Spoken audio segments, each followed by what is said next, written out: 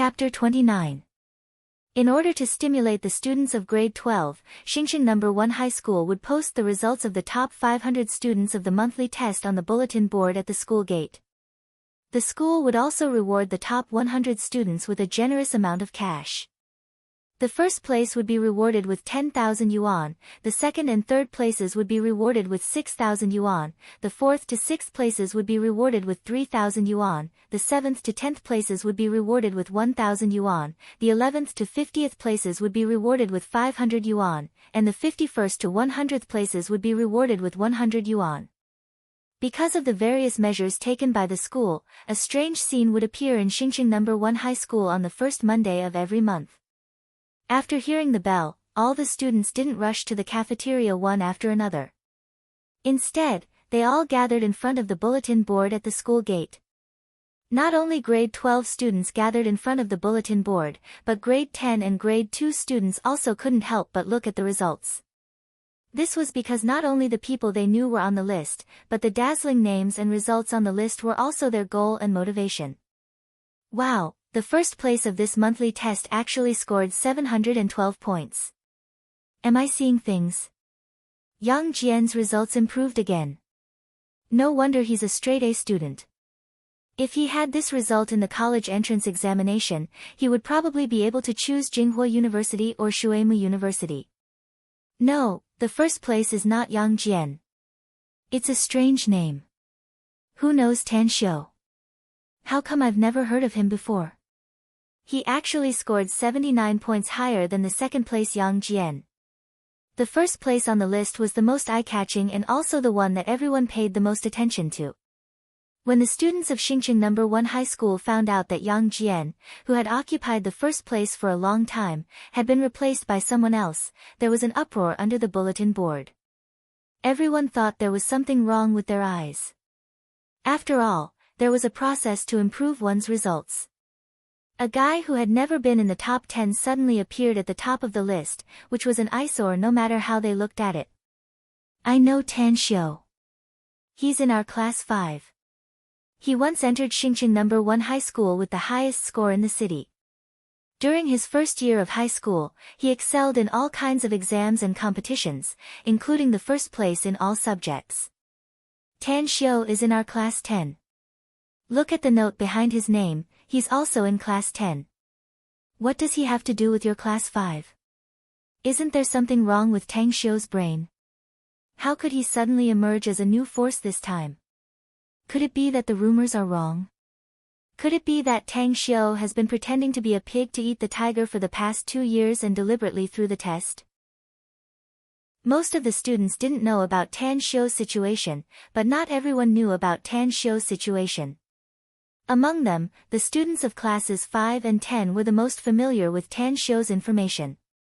When the students of the two classes saw that Tan Xiu had scored 712 points, they were not only surprised, but also amazed and worshipped him.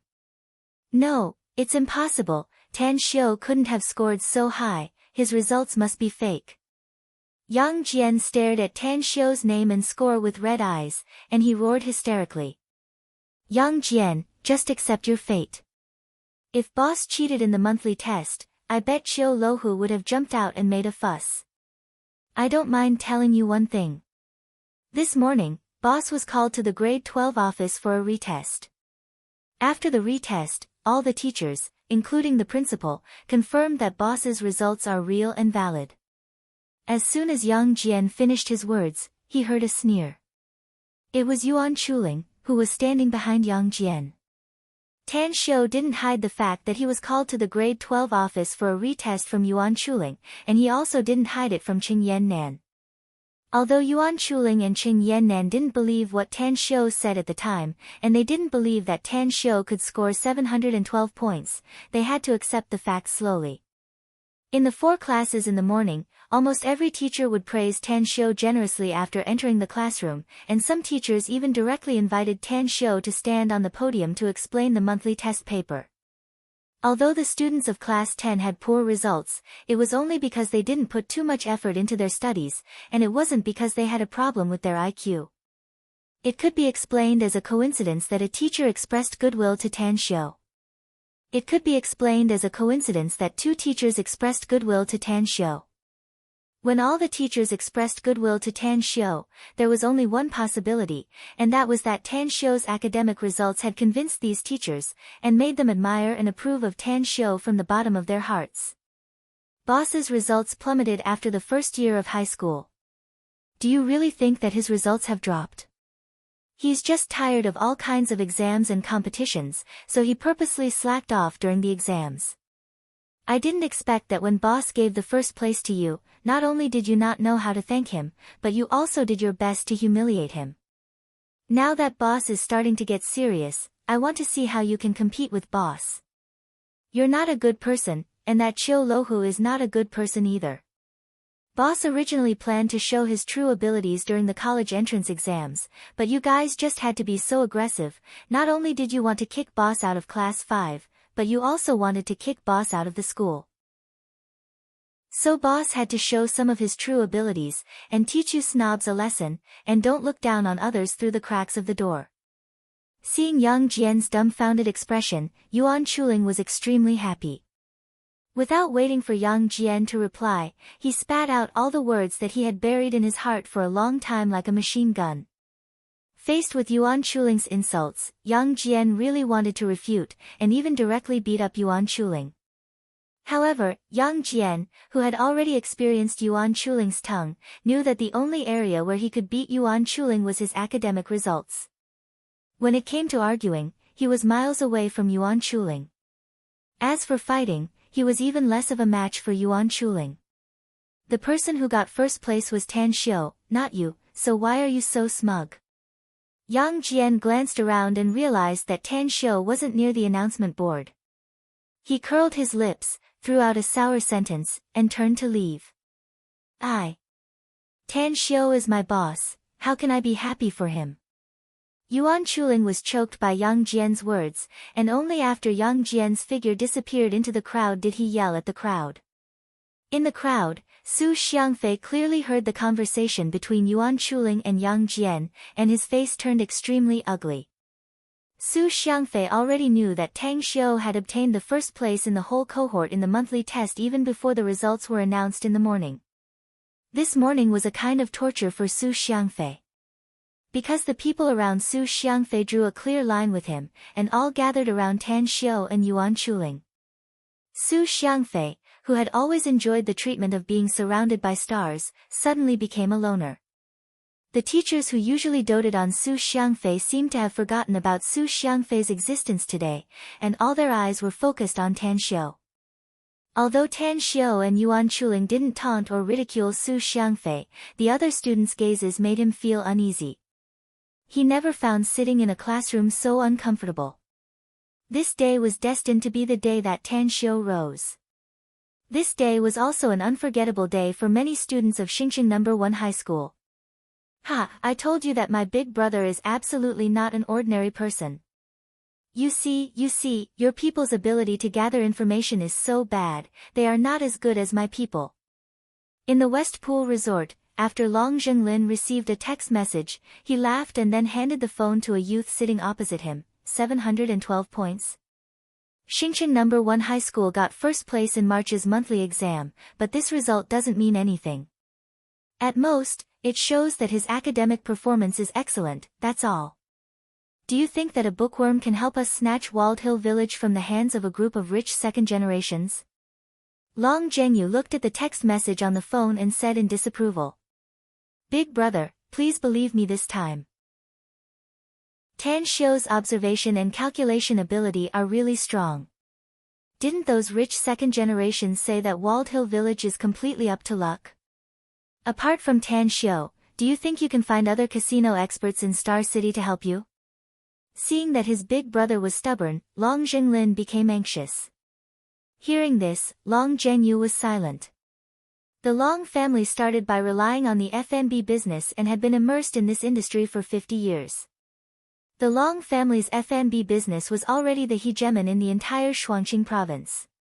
But in the past 2 years, the general environment was not good, which led to the profit of the F&B business becoming more and more meager. Therefore, the Long family began to seek market transformation and then aimed at the F&B business. After a lot of market research and field investigation, the Long family locked their target on Walled Hill Village, which was less than 50 kilometers away from the main city area. However, before the Long family had the time to start on Walled Hill Village, the news that Walled Hill Village was included in the Shuangqing province's overall urban and rural planning blueprint suddenly came. Walled Hill Village, with its more than 600 years of unique historical culture and natural landscape, was one of the famous scenic spots. After this news spread out, all the rich second generations in the Shuangqing province rushed to Walled Hill Village, wanting to get a piece of the cake. Originally, those rich second generations didn't have any confidence in developing Walled Hill Village. But when they learned that the Long family was unexpectedly eyeing this piece of land, their confidence instantly burst. Because of the Long family's investment projects in the past few years, the Long family seemed to have never failed. So much so that the Long family's investment field became the wind vane for all the people in the circle. However, because of the Long family's influence in the Shuangqing province, the Long family was the first to aim at Walled Hill Village.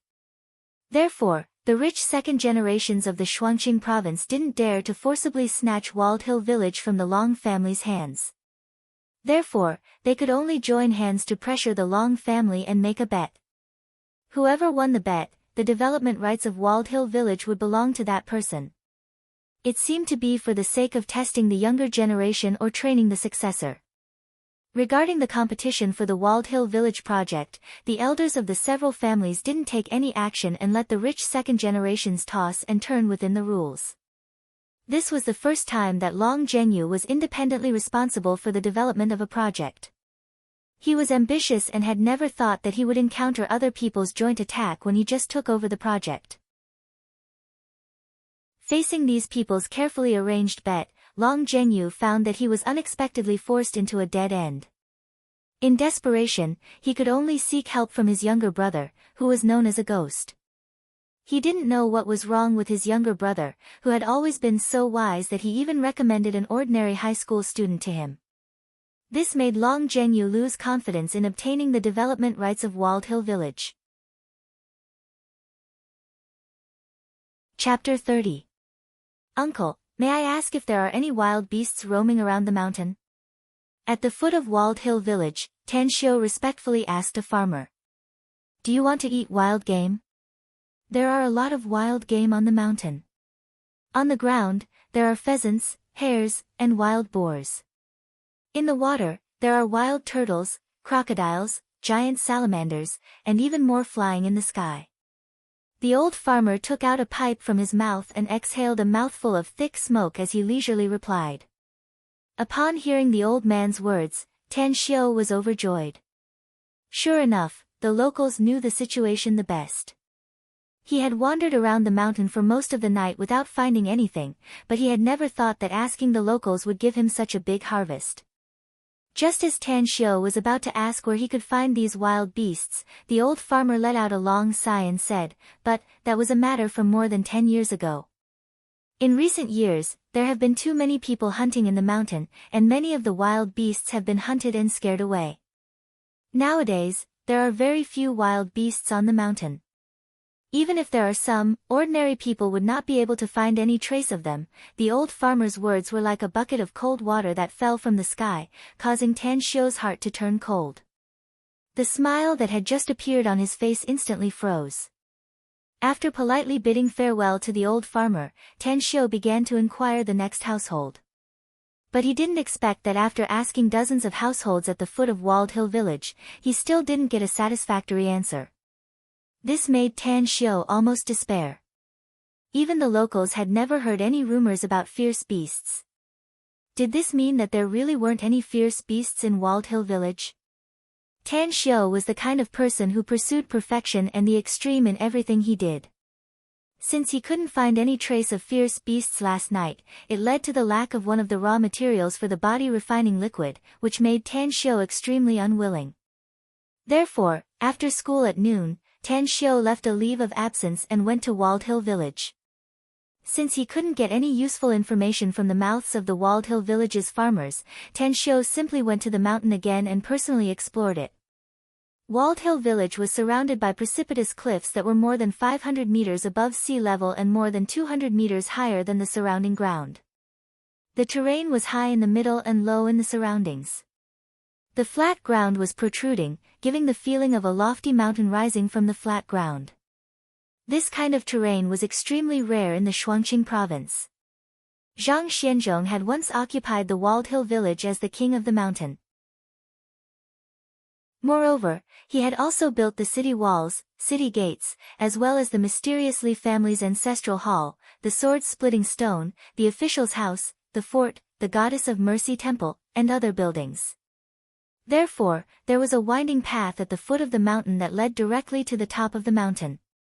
However, because the road was too roundabout, Tan Xiu did not walk along the road. Instead, he chose to climb up the mountain.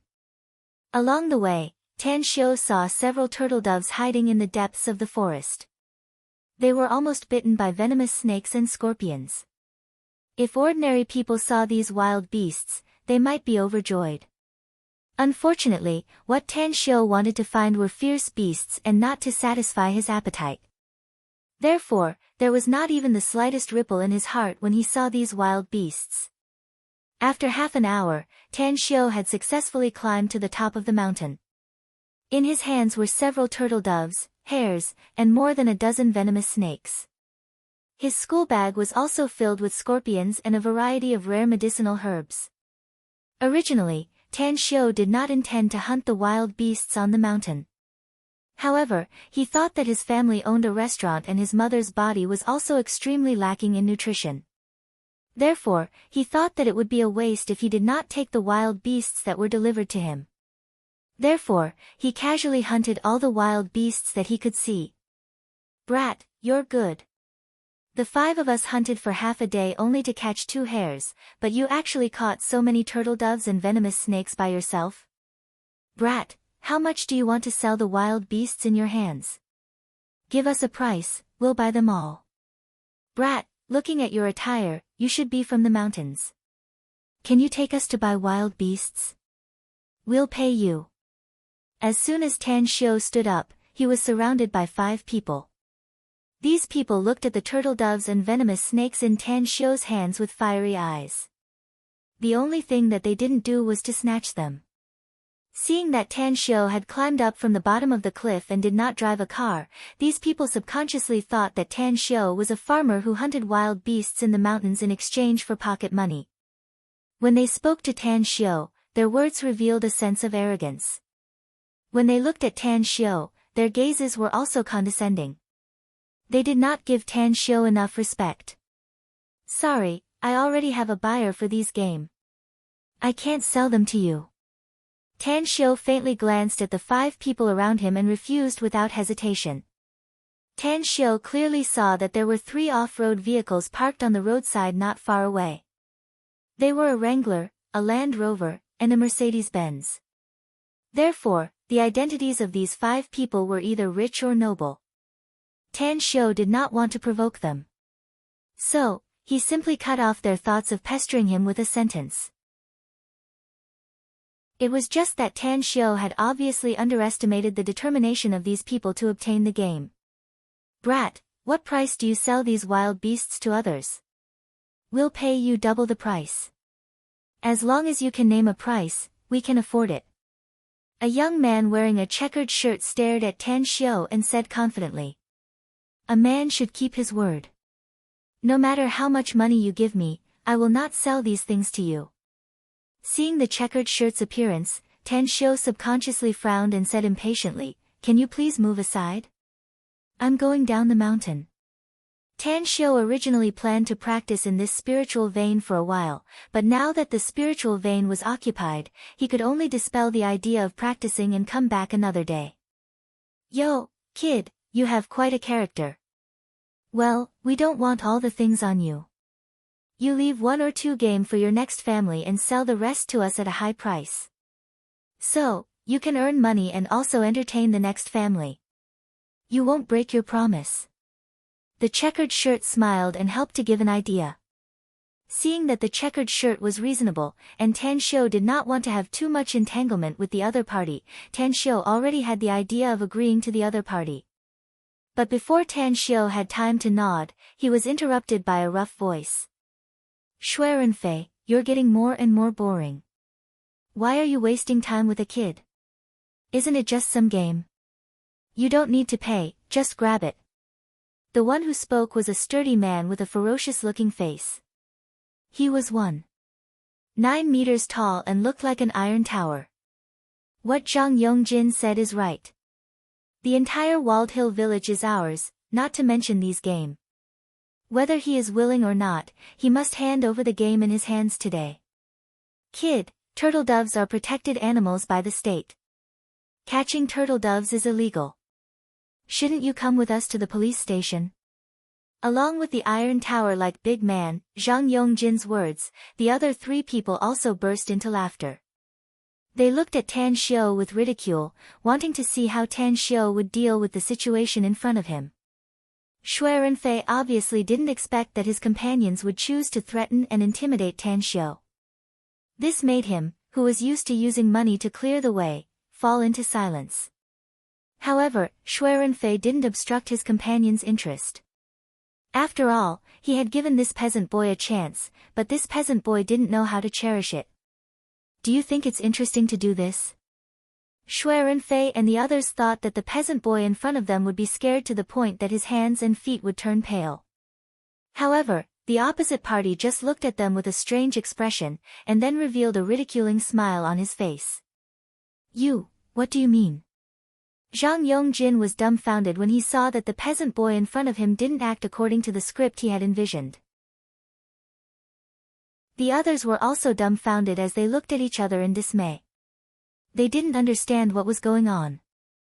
I just think it's boring for you to do this. Tan Xiu smiled and explained in a soft voice, first of all, forcibly seizing is wrong. Moreover, you may not necessarily be able to snatch it away from me.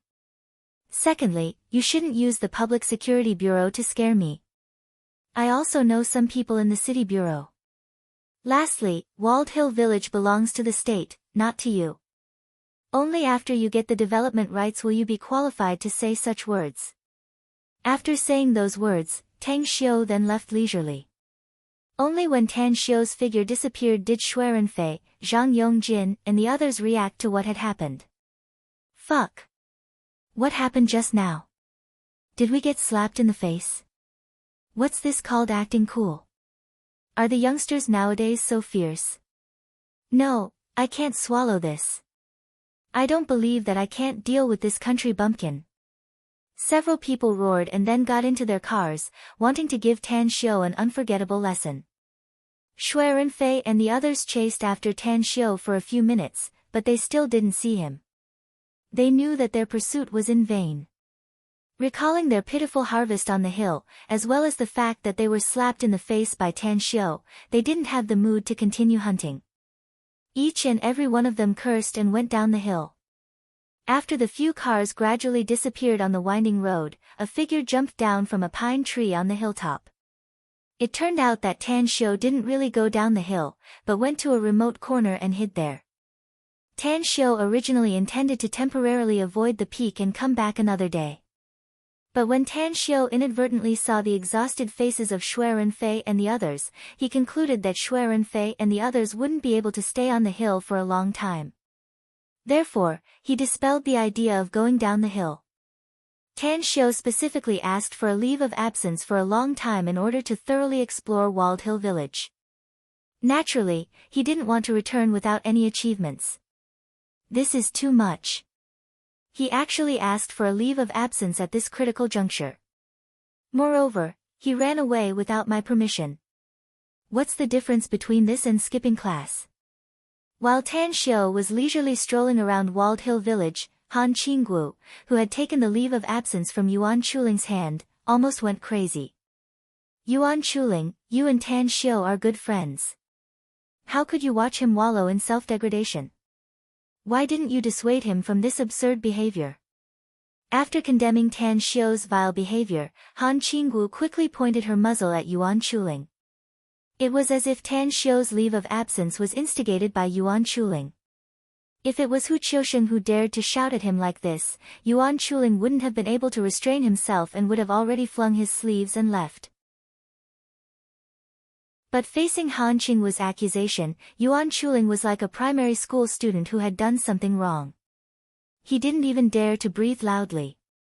"Miss Han, you can't blame Yuan Chuling for this matter." Tan Xiu threw the leave of absence slip and ran away. "He simply didn't give us the opportunity to speak." Seeing that the head teacher had reprimanded Yuan Chuling for a long time without any intention to stop, Qing Yannan explained in a soft voice from the side. In fact, Tan Xiu had already considered the consequences of asking for a leave of absence or asking Yuan Chuling to help him. Therefore, he directly threw the leave of absence slip to Qing Yannan and asked Qing Yannan to help him pass it to the head teacher. However, Qing Yannan thought that Tan Xiu was joking with her, so she took the leave of absence slip and asked Yuan Chuling. Just at this time, Han Qingwu entered the classroom. Yuan Chuling, who had a few brain cells in his head, directly handed the leave of absence slip to Han Qingwu, and then welcomed Han Qingwu's storm-like devastation. Chapter 31. After Han Qingwu vented for a while, she also knew that she had wrongly blamed Yuan Chuling. She looked at Yuan Chuling with an apologetic look in her eyes. Although Yuan Chuling's score was not as exaggerated as Tan Xiu's, but in this monthly test, Yuan Chuling also got 476 points. It must be known that this monthly test was very difficult. In the whole grade, there were only 27 people who got more than 550 points. Yuan Chuling's score of 476 points was already in the top 300 of the grade. In the whole class 10, there were only 5 people in the top 300 of the grade. Yuan Chuling, Tan Xiu didn't stay in the dormitory last night. Today, he asked for leave. "Do you know what he is busy with?" Han Qingwu asked with concern. I don't know." Yuan Chuling was a day student. He didn't know that Tan Xiu ran away from his bed at night. Thinking of Tan Xiu's restaurant being smashed, his eyes couldn't help but flash a trace of panic. "You are lying. You must know the reason. Hurry and tell teacher, is Tan Xiu in trouble?" Keenly catching the change in Yuan Chuling's face, Han Qingwu nervously asked. "Yuan Chuling, if Tan Xiu really is in trouble, please tell us. You also don't want Tan Xiu to have an accident at the critical moment of the college entrance examination, right?" Clearly listening to Han Qingwu and Yuan Chuling's words, Qing Yannan's heart also jumped to her throat. Yuan Chuling originally had a psychological shadow about Tan Xiu's restaurant being smashed. At this time, seeing Han Qingwu and Qing Yannan's nervous faces, his heart also panicked.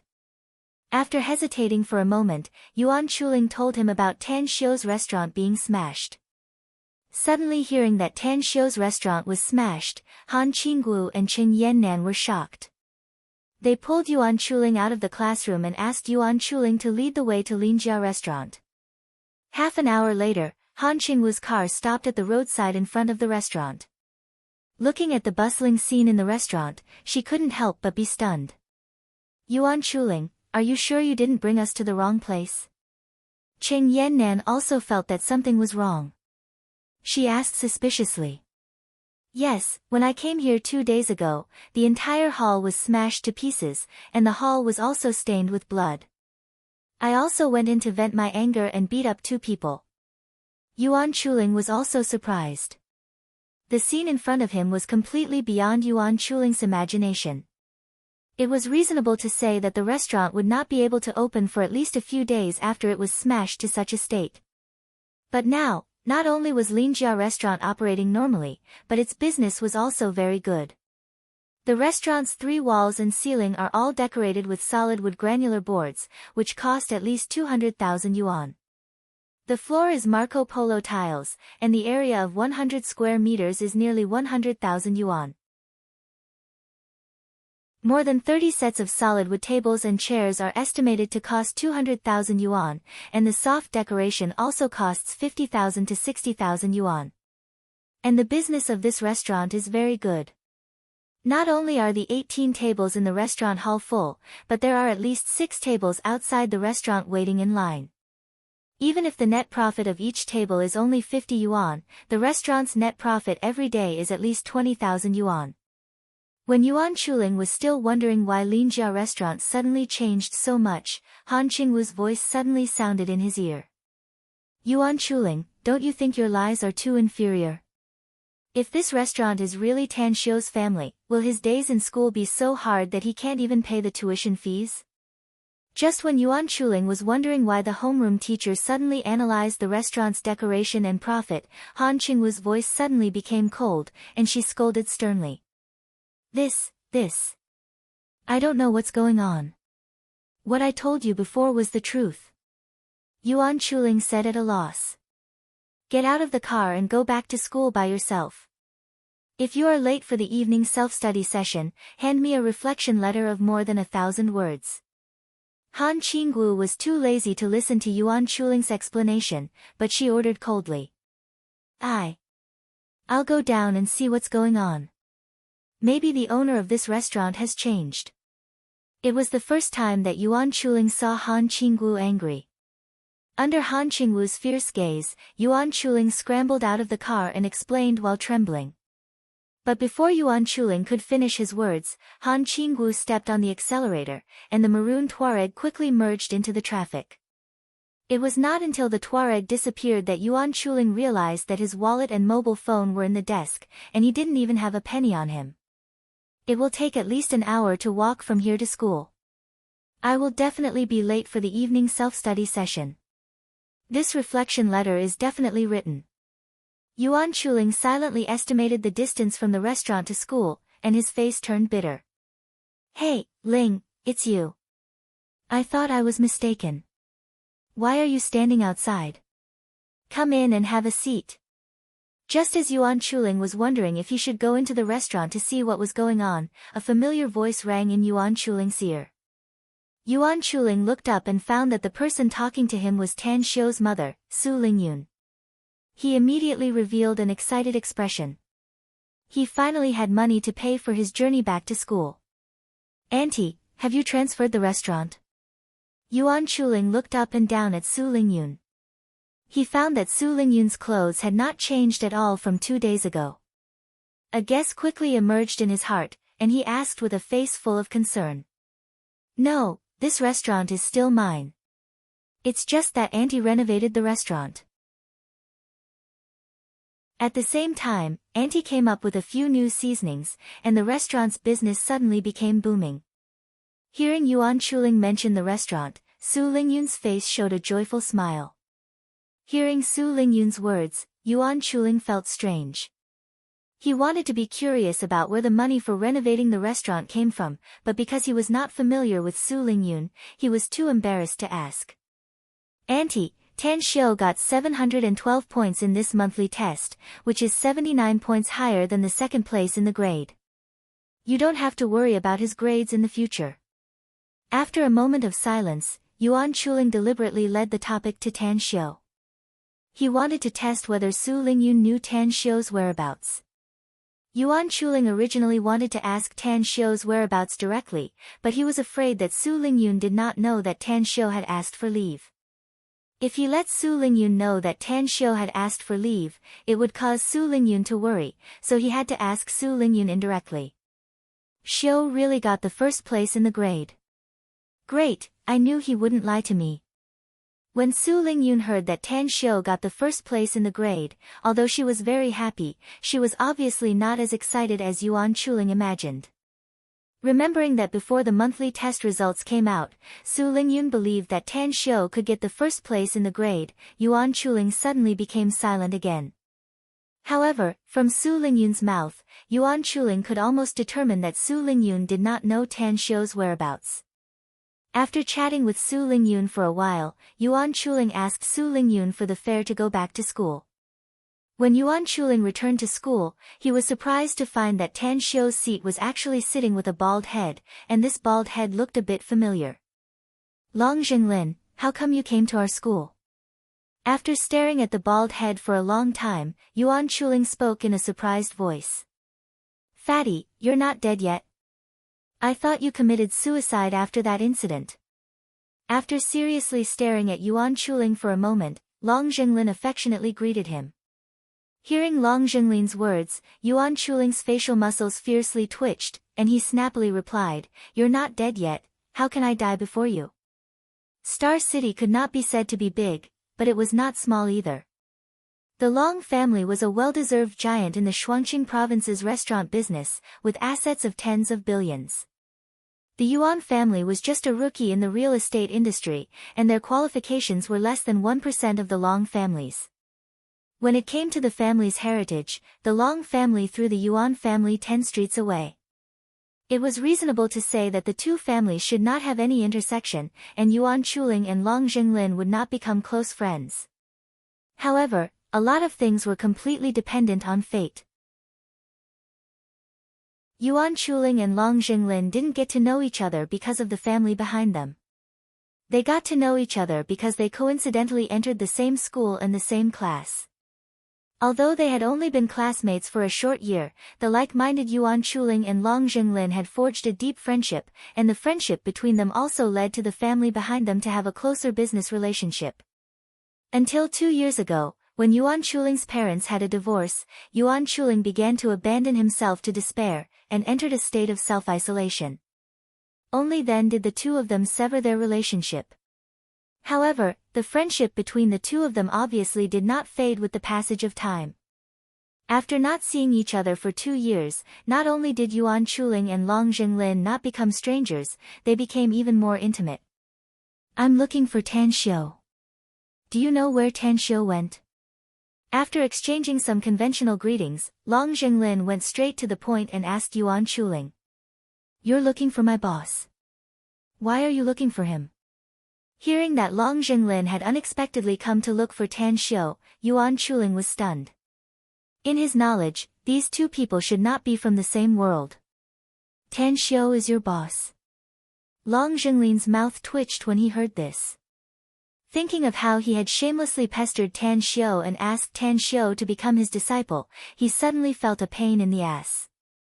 Yes, his brain is smarter than mine, his grades are better than mine, and he is also more handsome than me. The most important thing is that he treats people warmly and sincerely, and knows how to take care of people. What's wrong with me recognizing him as my boss? Yuan Chuling did not know about the matter between Long Jinglin and Tan Xiu. He thought that Long Jinglin felt that Tan Xiu was not worthy to be his boss, so he could not help but patiently explain. "You still haven't said why you're looking for my boss." After he finished speaking, Yuan Chuling found that Long Jinglin was a bit absent-minded, so he couldn't help but urge him again. "I'm looking for Tan Xiu for help. I don't know if you have heard about the Walled Hill Village project. Our family is planning to transform into a tourism and catering business, and we're aiming for the Walled Hill Village project. But we never thought that several other families would also take a fancy to this project, so we decided to decide the winner in the casino." Long Jinglin didn't have anything to hide from Yuan Chuling, so he narrated the details to Yuan Chuling. "Wait a minute, why am I confused? You want my boss to help you with gambling, but the problem is that my boss is famous for being an obedient child. He never enters the casino, so it's impossible for him to have gambling skills." Just as Long Jinglin's words faded, Yuan Chuling's eyes widened as he involuntarily exclaimed in surprise. Chapter 32. Good boy. Hearing Yuan Chuling's description of Tan Xiu, Long Jinglin's face revealed a strange expression. Would a good boy enter the game hall? Could a good boy make the game hall's boss lose his underwear? Wait a minute. What's with your expression? Could it be that what those bastards said was actually true? Clearly seeing the change in Long Jinglin's expression, Yuan Chuling subconsciously cast his gaze in the direction of Su Xiangfei. Yuan Chuling had just stepped into the classroom this morning when he heard someone spreading a rumor, saying that Tan Xiu went to the game hall last night after the self-study session and played all night. The source of the rumor was Su Xiangfei, Su Duanxin, and Tan Lichuan. Because it was a fact that Tan Xiu didn't go to bed last night, everyone easily believed the rumor spread by Su Xiangfei and the other two. Everyone looked at Tan Xiu with eyes full of contempt and disdain. Not only did his grades were bad, he even went all night to play slot machines. Wasn't this a broken pot? However, when Tan Xiu's monthly test results came out, the direction of public opinion immediately changed. Everyone agreed that Su Xiangfei, Su Duanxin, and Tan Lichuan were deliberately creating rumors to discredit Tan Xiu, because the three of them often went in and out of the game hall was a well-known matter, but everyone had never heard of Tan Xiu entering the game hall. Moreover, entering the game hall wasn't a big deal. Most of the ordinary class students had entered the game hall, and there were many people who played games all night, so even if what Su Xiangfei and the others said was true, the students of class 10 didn't hate Tan Xiu in the slightest. On the contrary, they felt that the distance between them and Tan Xiu was closer, and not so far away. On the contrary, the actions of Su Xiangfei, Su Duanxin, and Tan Lichuan were very despicable. Whether it was spreading rumors or tattling behind their backs, they were not the actions of gentlemen and were considered to be immoral. This was the power of scoring 712 points in the monthly test. This was the power of being the top student in the year.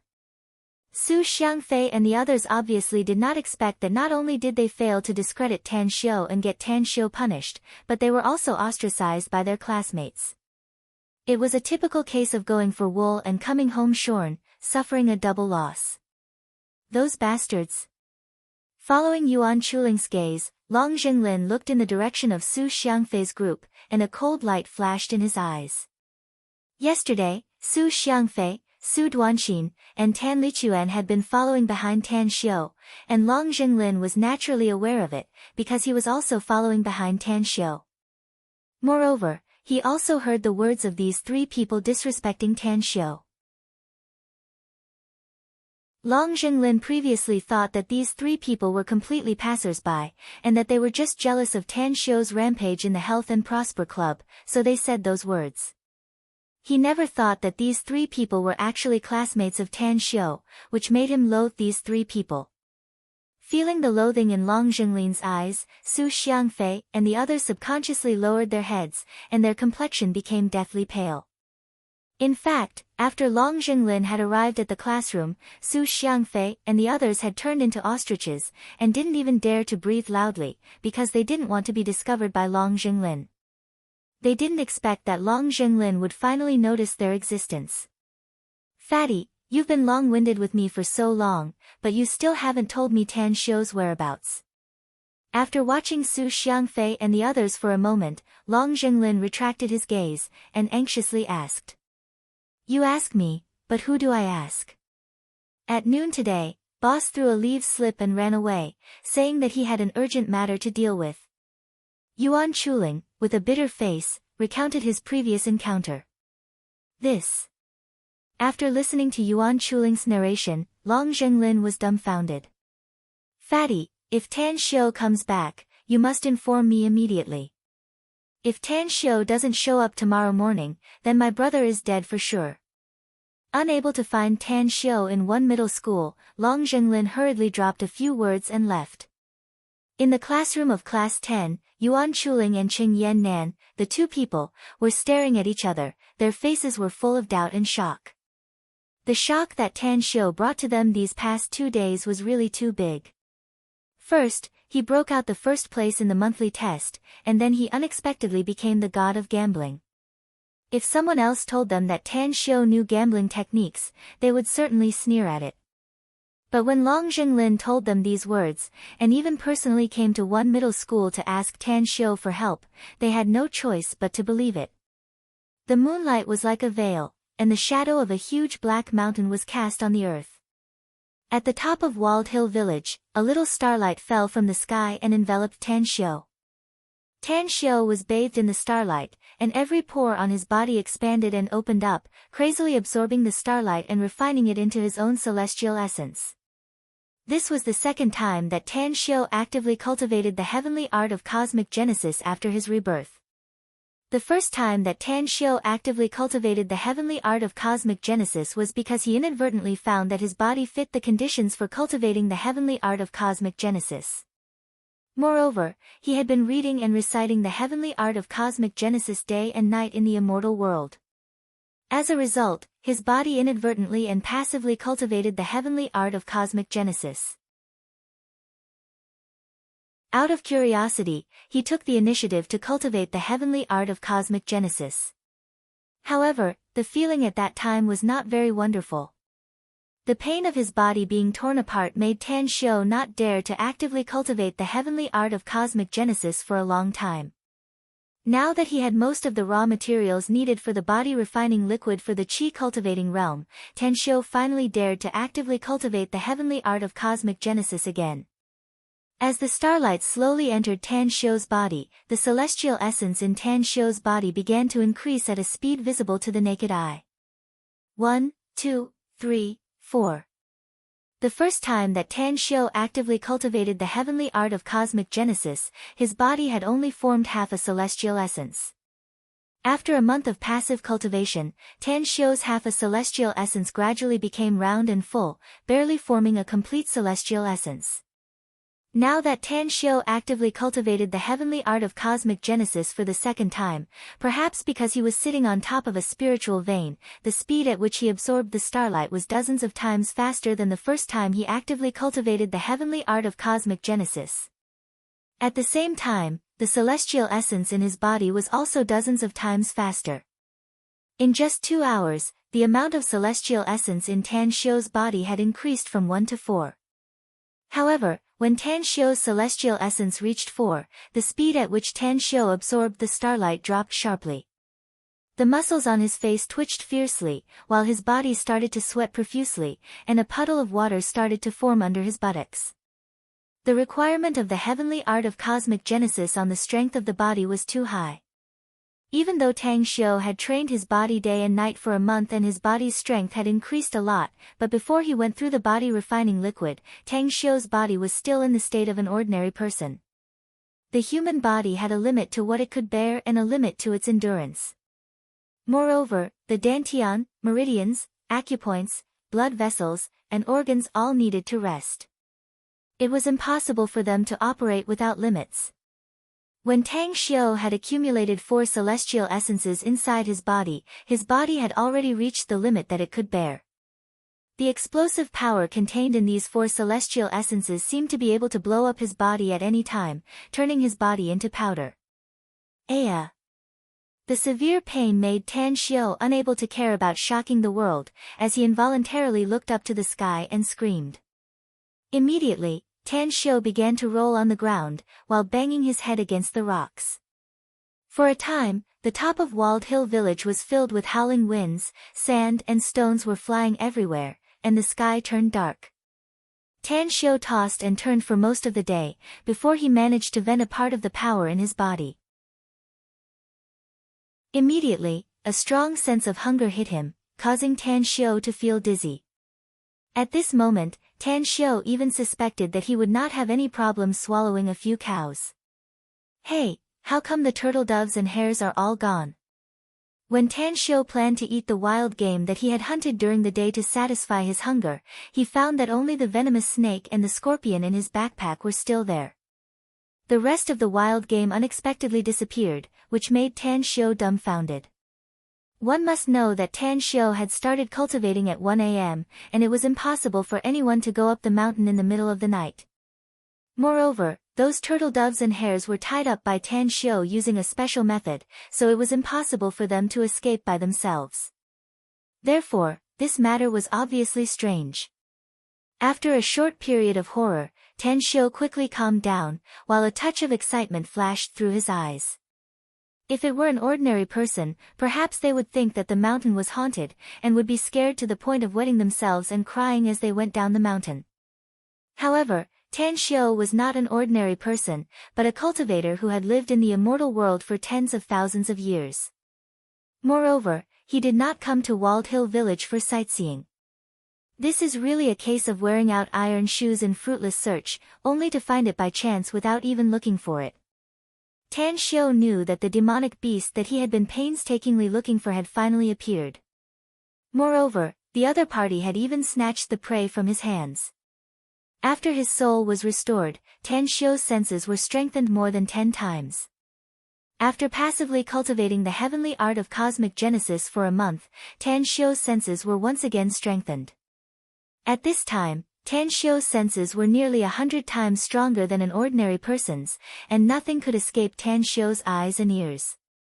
But when the prey beside Tan Xiu disappeared without a trace, and Tan Xiu didn't notice it in the slightest, there was only one explanation. The one who stole the prey was not an ordinary person or a wild beast, but a fierce beast with a cultivation base.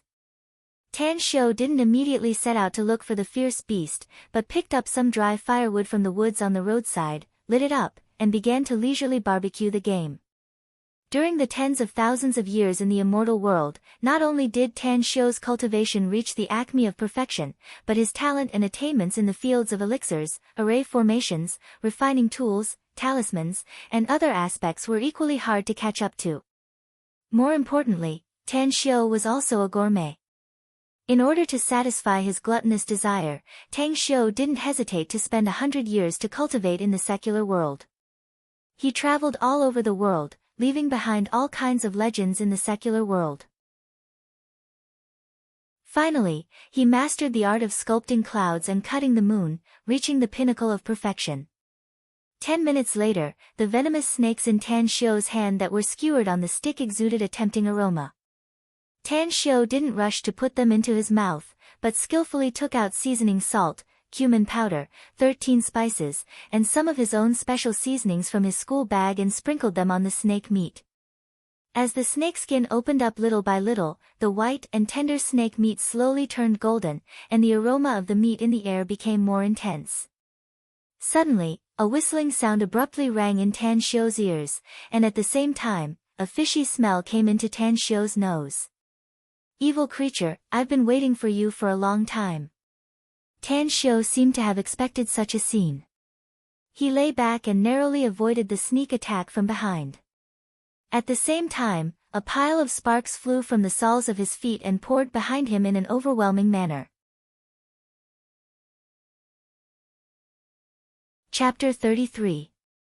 Almost at the same time that Tan Xiu's body fell backward, a thick rattan as thick as a bucket fiercely lashed in the direction of Tan Xiu. If Tan Xiu's body did not fall backward just now, he would definitely be hit by the rattan. Hiss, hiss, the rattan did not hit Tan Xiu, but its mouth issued a sharp and angry hissing sound. The thing that suddenly launched a sneak attack on Tan Xiu was impressively a huge python. The python's sneak attack did not hurt Tan Xiu, but its eyes were injured by the burning wood that Tan Xiu kicked up with the tip of his foot. As if it was angered by Tan Xiu, the python suddenly soared into the air and sprayed a scarlet mist from its mouth, covering everything within a radius of tens of meters. Its body was like an arrow that left the bow, directly shooting towards Tan Xiu. Even if he held his breath, Tan Xiu still felt dizzy. It turned out that this scarlet mist actually contained a highly toxic poison. It could not only enter the human body through breathing, but also penetrate deep into the human body through the skin. Tan Xiu was still an ordinary person. It was already very good for him to be able to foresee and take precautions, and to hold his breath in advance.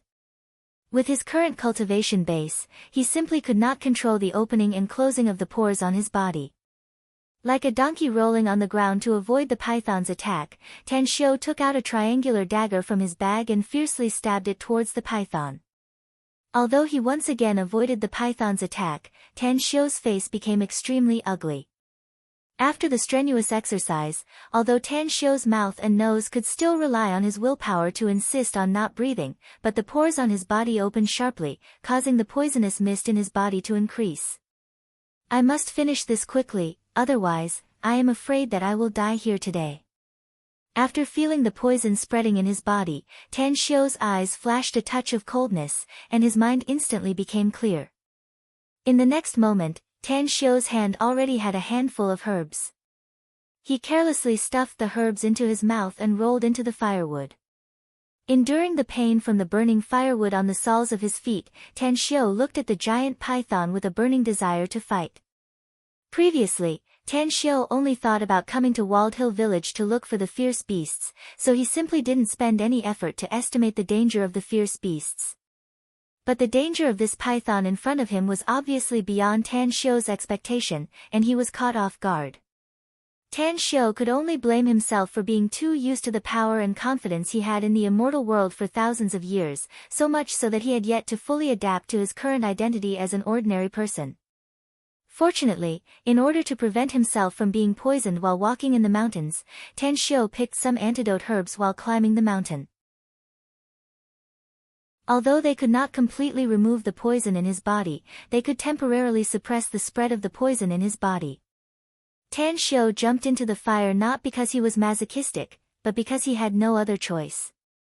The bonfire had an obvious repelling effect on the scarlet poisonous fog. There was almost no scarlet poisonous fog above and around the bonfire. For Tan Xiu, it was no different from an excellent shelter. Hiss, hiss, the black python apparently also discovered Tan Xiu's intention. It curled its tail and fiercely whipped Tan Xiu. Just when Tan Xiu jumped up to avoid the black python's whipping attack, a trace of cunning flashed in the black python's eyes. With a loud bang sound, the burning firewood suddenly fluttered all over the sky, and there was not a single piece of firewood left on the ground. It turned out that the black python's real target was not Tan Xiu, but the firewood on the ground. Evil creature, it seems that you have reached the psychic stage. I won't forgive you. Seeing that the black python unexpectedly had such wisdom, Tan Xiu's face couldn't help but flash with a trace of horror. At the same time, killing intent surged out from his body. Since Tan Xiu was able to hide in the bonfire, he would naturally guard against the black python from destroying the bonfire. With his rich combat experience, while Tan Xiu was dodging the black python, the tri-edged dagger in his hand nimbly spun and fiercely stabbed the black python's vital point. The pitiful black python was still immersed in the excitement of destroying the bonfire. Then, a sharp pain suddenly came from its vital point, causing its body to suddenly stiffen. After Tan Xiu's attack was successful, he did not hesitate to pull out the tri-edged dagger, bringing out a mass of flesh and blood. Then, he inserted it again and pulled it out again. After repeating this 3 times, the black python finally reacted from the sharp pain. It curled its tail and wanted to bind Tan Xiu. At this time, Tan Xiu had already created a fist-sized wound on the black python's vital point. Blood was gurgling out from the wound. In his previous life, he had already recited the heavenly art of cosmic genesis countless times. Practicing the heavenly art of cosmic genesis had already become an instinct of Tan Xiu's body. Naturally, Tan Xiu knew all the materials needed for the body-refining liquid to practice the heavenly art of cosmic genesis. The murderer's blood essence could be said to be the most essential part of the murderer. Tan Xiu was naturally willing to miss even a little bit.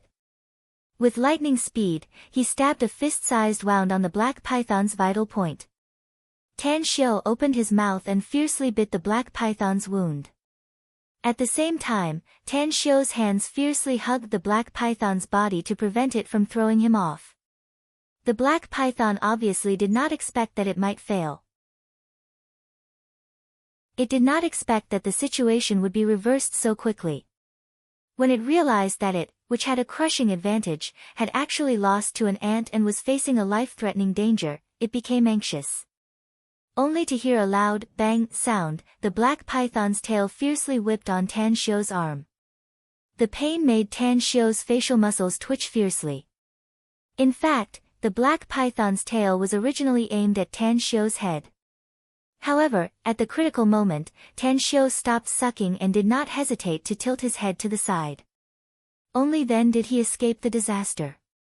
Evil creature, I don't believe that I can't take care of you today.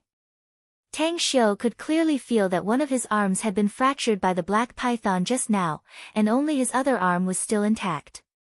Forcibly enduring the pain from his arm, Tan Xiu's eyes flashed a touch of malevolence. In the next moment, Tan Xiu bit the triangular dagger with his teeth and quickly inserted it into the black python's vital point. When the triangular dagger was completely submerged into the wound, Tan Xiu began to suck the black python's blood essence again. Under the severe pain, the black python rolled all over the ground. Its mouth also sprayed a thick scarlet poisonous mist. Its long tongue was hissing in the air. Its cold eyes made people feel cold. When the black python gathered strength again to whip Tan Xiu with its tail, Tan Xiu grinned and then directly stirred the triangular dagger in the black python's body with his teeth. Under the stirring of the triangular dagger, the black python's strength that it had accumulated with great difficulty was instantly removed. Its attack was naturally resolved by Tan Xiu. After realizing that its tail could not cause an effective attack on Tan Xiu, the black python finally became flustered. It began to take Tan Xiu's body to hit the boulders or ancient trees on the mountain. Tan Xiu's eyes and ears were alert. Every time he could skillfully avoid the impact of the boulders and ancient trees, minimizing the damage to his body. In the process, Tan Xiu almost did not stop sucking the black python's blood essence. Under Tan Xiu's crazy sucking, the black python's blood essence was flowing away crazily, and its strength became less and less. Finally, the black python realized that its life had come to an end. It stopped struggling frantically, but its body bounced and shot straight in one direction. When Tan Xiu's body rose into the air, his face instantly became pale, and there was a loud bang in his mind. It turned out that this time the black python did not take Tan Xiu's body to hit the boulders or ancient trees. It actually fell straight down the mountain. When the black python realized that it could not do anything to Tan Xiu, and its life was in danger, it did not hesitate to choose to die with Tan Xiu. Am I going to perish together with this python today? Tan Xiu listened to the whistling sound of the wind and looked at the pitch-black ground under his body. A feeling of despair and unwillingness couldn't help but gush out from his heart. No, it wasn't easy for me to come to this world. It was difficult for me to see my mother. I must survive. In just a moment, Tan Xiu adjusted his state of mind and a firm expression flashed in his eyes. In the next moment, Tan Xiu took out the trident dagger and madly slashed the black python's body. At this time, the black python's strength had been reduced to less than 10%. Under Tan Xiu's ravaging, it was very difficult for it to resist even if it wanted to. It could only let Tan Xiu leave one shocking mark after another on its body. However, Tan Xiu's face quickly showed a look of horror because the trident dagger could only stab the black python's 7 inches. There was no way to stab any other part of the black python's body. Only then did Tan Xiu know that if he did not stab the only weakness of the black python's 7 inches when it was unprepared, he would not be able to cause any damage to the black python today. Even his life was very likely to be lost in the hands of the black python. While Tan Xiu was absent-minded, the black python had already fallen more than 100 meters with Tan Xiu's body. At this time, Tan Xiu could already faintly see the houses at the foot of the mountain and the rugged and undulating rocks. I am just a mortal flesh fetus now. If I fall at this speed, I will definitely be smashed into meat paste. Seeing that his body was getting closer and closer to the ground, Tan Xiu's heart became more and more anxious. A pair of eyes like an eagle swept across the bottom of his body, looking for a chance to survive. However, when Tan Xiu looked far away, he found that there were only stones under his body. There were no trees or puddles at all. This made Tan Xiu almost desperate. Just when Tan Xiu thought he was going to die, a little rain suddenly fell on Tan Xiu's face, making him stunned. How could it rain on such a sunny day? Tan Xiu looked up at the sky and found that the sky was full of stars and the moonlight was bright. His eyes were full of doubts. Got it. When Tan Xiu found that it was not raindrops that dripped on his face, but blood essence flowing out of the black python's body, Tan Xiu's eyes lit up. He finally found a chance to survive.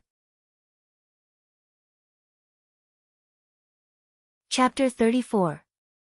3:00 in the morning was the darkest time before dawn, and it was also the time when the farmers in the mountains slept the most soundly. A loud bang, as if a muffled thunder, resounded at the foot of Walled Hill Village, waking up the sleeping villagers.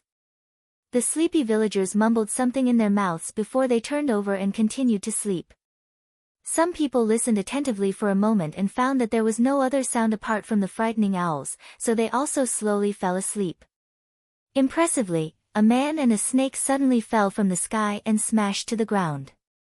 This man and snake were impressively Tan Xiao and the Black Python, who had previously fought at the top of Walled Hill Village. At this time, the Black Python had completely lost its life. Its body curled into a ball, and in the center of the ball, Tan Xiao was grimacing in pain with a face full of lingering fear. At the last moment of life and death, Tan Xiao found that the Black Python's breath was very weak and didn't have any strength to resist. He rolled his eyes and didn't hesitate to wrap the Black Python's body around his body. In just a few breaths of time, Tan Xiao wrapped himself tightly like a rice dumpling, completely not exposing any part of his body. The Black Python was the first to discover Tan Xiao's intention. It subconsciously wanted to use its rock-hard flesh and huge strength to crush Tan Xiao into meat paste.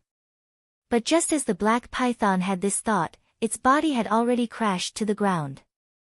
Under the huge impact, the Black Python, whose life was hanging by a thread, directly died. It was no longer able to injure Tan Xiao in the slightest. Even its rock-hard flesh was lacerated by the huge impact. After a long time, Tan Xiao untied the Black Python's tail that was wrapped around his body and staggered to get up from the ground.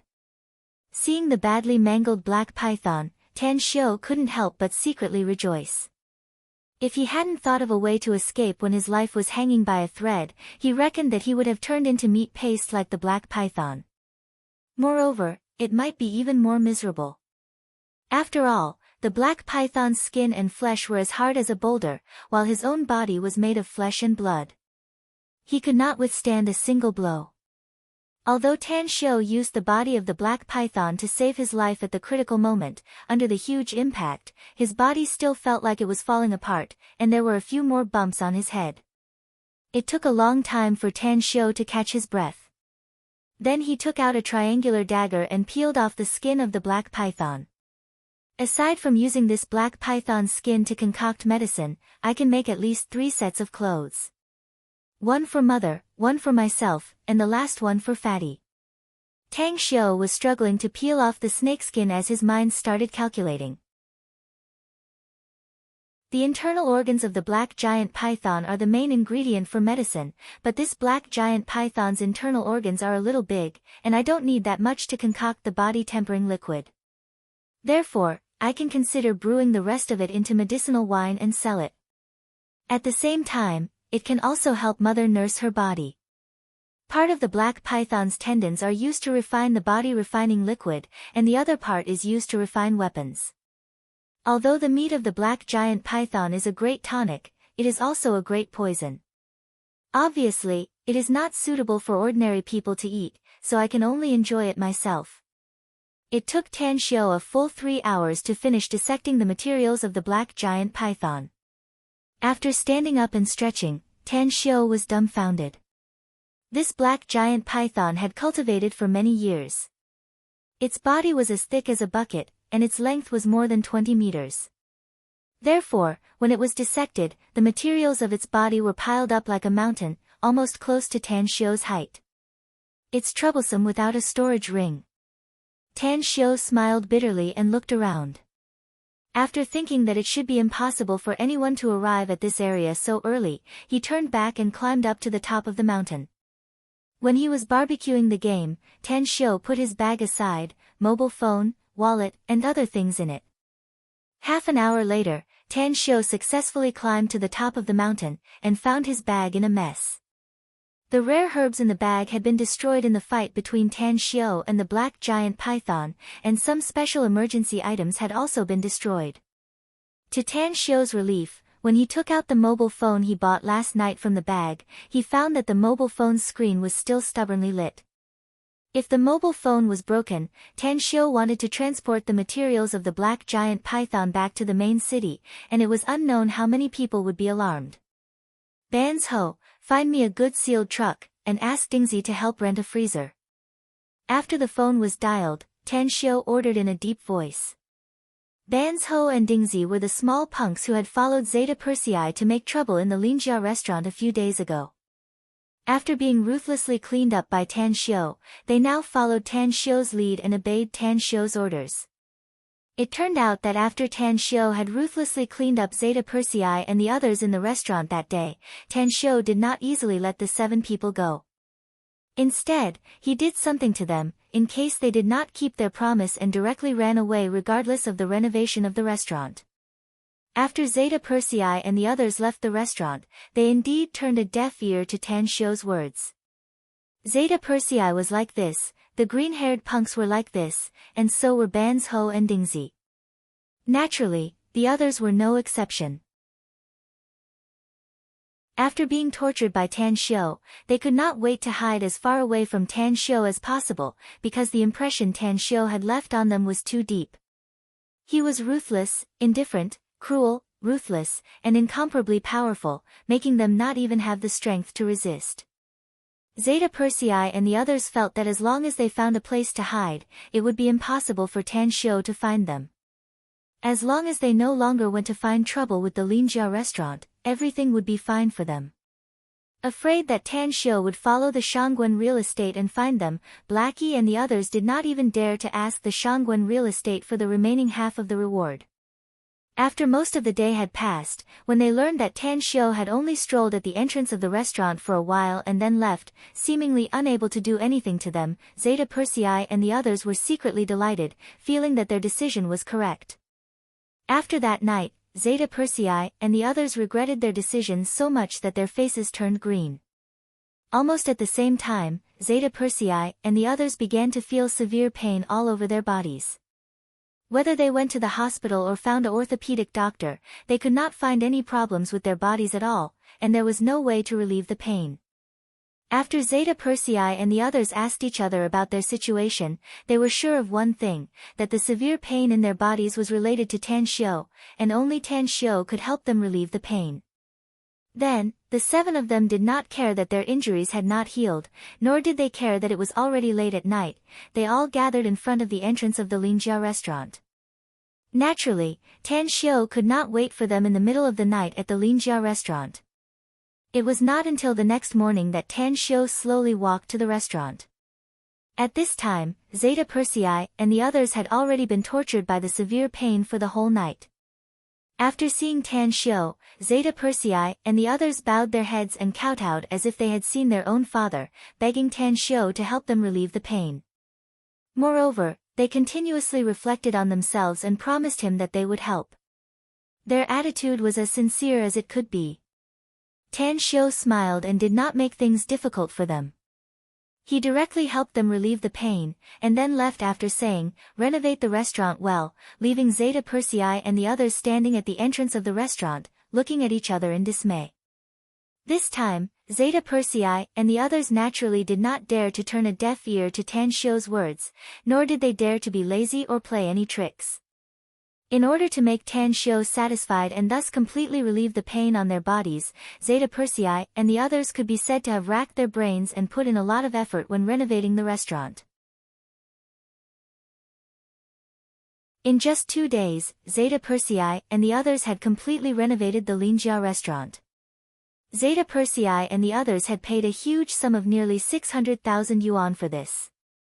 Not only did they use all the money that Shangguan Real Estate had paid them to deal with Tan Shio, they also used all the savings they had on them to pay for it.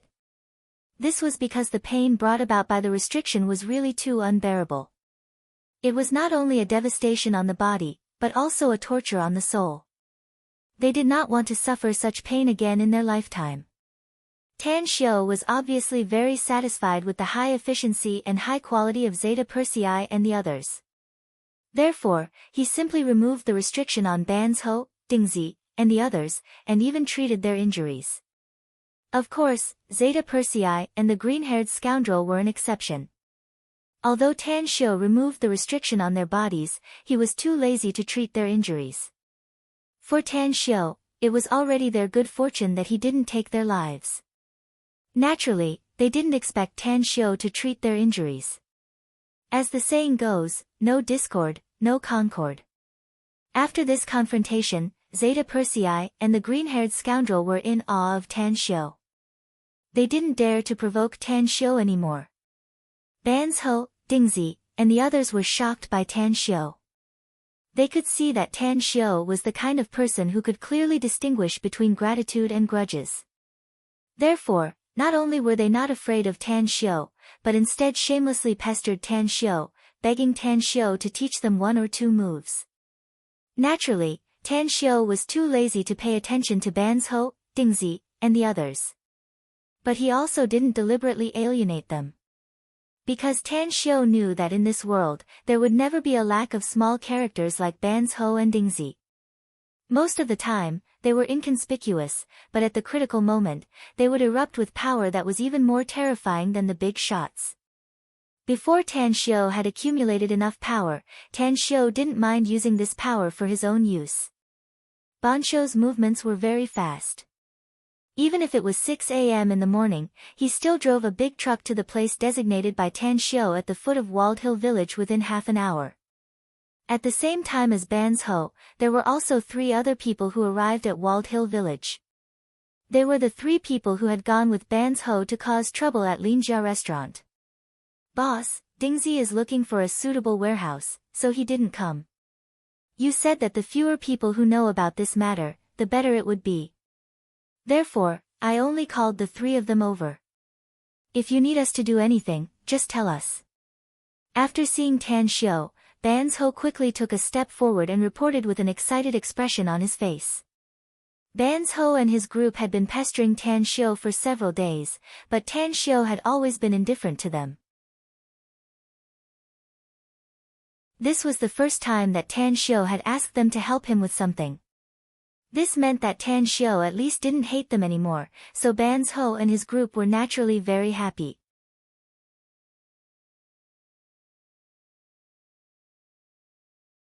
Chapter 35. When Banzhou and the other 3 people saw the mountain of snake meat and the pile of snakeskin on the ground, they couldn't help but reveal an aghast expression on their faces. Boss, you didn't kill the evil dragon in the Walled Hill Star Lake, right? Banzhou glanced at the battered and exhausted Tan Xiao as he asked with a stutter. Evil dragon? What's going on? Tan Xiao originally wanted to scold Banzhou for talking too much, but he found that Banzhou seemed to be very familiar with Walled Hill Village, so Tan Xiao swallowed back the words that were about to come out of his mouth. Tan Xiao really wanted to know more about Walled Hill Village. From last night's contact with the villagers at the foot of Walled Hill Village, he could tell that these Walled Hill Village's natives were obviously very wary of outsiders. Thus, it was very difficult for Tan Xiao to get any useful information from their mouths. I came from Walled Hill Village. I heard from Grandpa that there was an evil dragon hiding in the Walled Hill Star Lake. Every full moon night, it would drill out of the Walled Hill Star Lake and steal the livestock raised by the villagers in the mountain. Over time, the people in Walled Hill Village simply didn't dare to raise livestock, because no matter how much they raised, they would only be helping the evil dragon feed them. In order to avoid being injured by the evil dragon, almost every household in the mountain would hang a red lantern in front of their door. Moreover, it must be lit every night. The hunters also didn't dare to go hunting in the mountain, fearing that they would accidentally be swallowed by the evil dragon. But speaking about it, it's also strange. There hasn't been any news about the evil dragon for almost 20 years. Everyone thought that the evil dragon had died or moved to another place. I never thought that it would appear again, moreover, it would even die in your hands. Because of his excitement, Banzhou intermittently talked about all the information he knew about the black python. Banzhou himself didn't know whether these rumors were true or false, because Tan Xiao could tell that some of them were obviously fabricated by the villagers. There's been no movement for nearly 20 years. Was he in seclusion to break through his bottleneck, or was he in a weakened state because of his injuries? Suddenly, Tan Xiao's eyes flashed with excitement. If the black python had been in a weakened state for the past 20 years because of its injuries, then it meant that there was another fierce beast hiding in the vicinity of Walled Hill Village. Then, he would have the materials needed to cultivate the heavenly art of cosmic genesis's second-layer cultivation technique, Star's tyrannical body refining liquid. Half an hour later, all the snake meat on the ground had been moved onto the truck. Almost at the same time, Banzhou also received a call from Dingzi. It turned out that the freezer had been rented. Boss, you rented the freezer to store the snake meat, right? It's just that there's so much snake meat. You can't eat it all by yourself. Even if you supply it to the Linjia restaurant, there will still be a lot of surplus. Why don't you just resell the snake meat? Not only can you generate income, but you can also avoid the rental fees. Halfway through the journey, Ban's Ho muttered. All the snake meat is highly toxic. I'm using it for another purpose, so it can't be eaten. Tan Xiu stared at Ban's Ho for a moment and said in a deep voice. Hearing Tan Xiu's explanation, Ban's Ho couldn't help but sweat. He realized that he had said something wrong and hurriedly apologized. Tan Xiu knew that Ban's Ho had good intentions, so he didn't say anything. If he wasn't afraid that Ban's Ho would steal and eat the snake meat, he would be too lazy to explain. After Ban's Ho said something wrong, he didn't dare to utter a word along the way. When the others saw that Tan Xiu seemed to be thinking about something, they also didn't dare to make any noise, so as to avoid provoking Tan Xiu's anger. Along the way, without any words, the vehicle soon arrived at the freezer in the old River Street district, where Dingzi was waiting for Tan Xiu and his group. You guys aren't bad by nature. In the future, don't do things like extortion and harming people. If you're willing, you can go work in the restaurant. You don't need to stay in the restaurant all day, just help out once in a while. For example, physical labor like purchasing goods, as well as word-of-mouth publicity and so on. When Ban's Ho, Dingzi, and his group had spent tremendous effort to move all the snake meat into the freezer, Tan Xiu muttered to himself. After a few days of observation and understanding, Tan Xiu found that although Ban's Ho, Dingzi, and his group used to mix with Zeta Persei, they were not willing to live that kind of life. It was only because they didn't have any special skills, and they were always ridiculed by their family and friends. Therefore, they wanted to make some noise so that their family and friends would look at them with new eyes. Unexpectedly, Ban's Ho, Dingzi, and their group had overreached themselves. After they followed Zeta Persei, not only did they fail to make their family and friends look at them with new eyes, but their family and friends became increasingly cold and disgusted with them. So, they simply smashed the pot, so that things developed in a vicious circle and became out of control. Thank you for taking us in, boss. We will certainly live up to your expectations. Rest assured, boss. In the future, we'll take care of all the hard and tiring work in the restaurant. We guarantee that Auntie won't be tired. If some blind person dares to harass the restaurant, we'll make him go in vertically and come out horizontally. Upon hearing Tan Xiu's words, Ban's Ho, Dingzi, and the others, who were just sitting on the ground with tired faces and gasping for breath, instantly became excited as if they had been injected with chicken blood. Although the business of the Linjia restaurant was not good before, they had seen the popularity of the Linjia restaurant in the past few days. To say the least, even if the business of the Linjia restaurant was bleak, it didn't matter to them, because they had an ulterior motive. They just wanted to take the opportunity of working in the restaurant to get close to Tan Xiu and build a good relationship with Tan Xiu. If Tan Xiu was happy and could give them some pointers, they would be rich. Not to mention that the restaurant's business was so booming. Based on their understanding of Su Lingyun, as long as they got Su Lingyun's approval, it would be absolutely impossible for Su Lingyun to be mean to them. In this way, they would be able to reveal their work to others and gain face in front of their family and friends. There's some money in here. You can take it as compensation for renovating the restaurant and helping us with the work this time.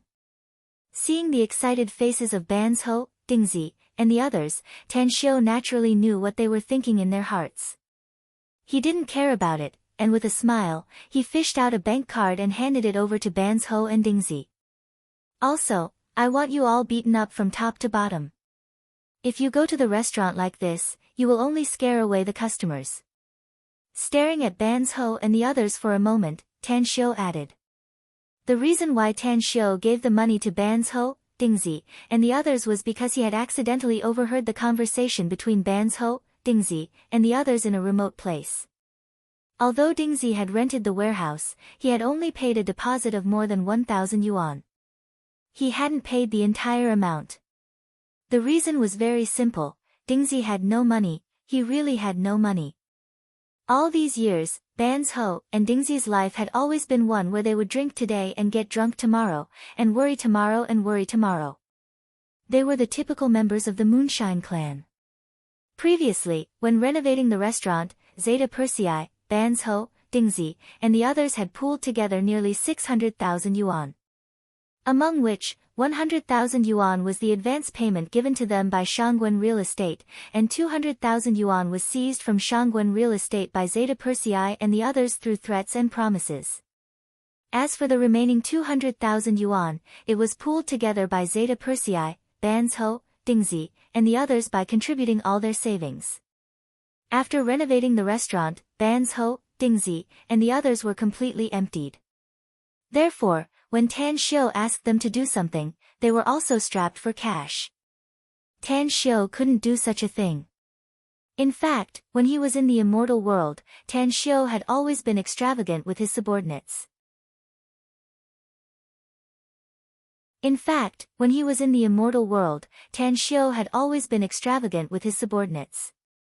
He had never been stingy when it came to rewards. After throwing the bank card to Ban's Ho and the others, Tan Xiu went to the school on foot. Although Tan Xiu had already collected all the materials needed to refine the body refining liquid, he couldn't wait to immediately go into closed-door cultivation.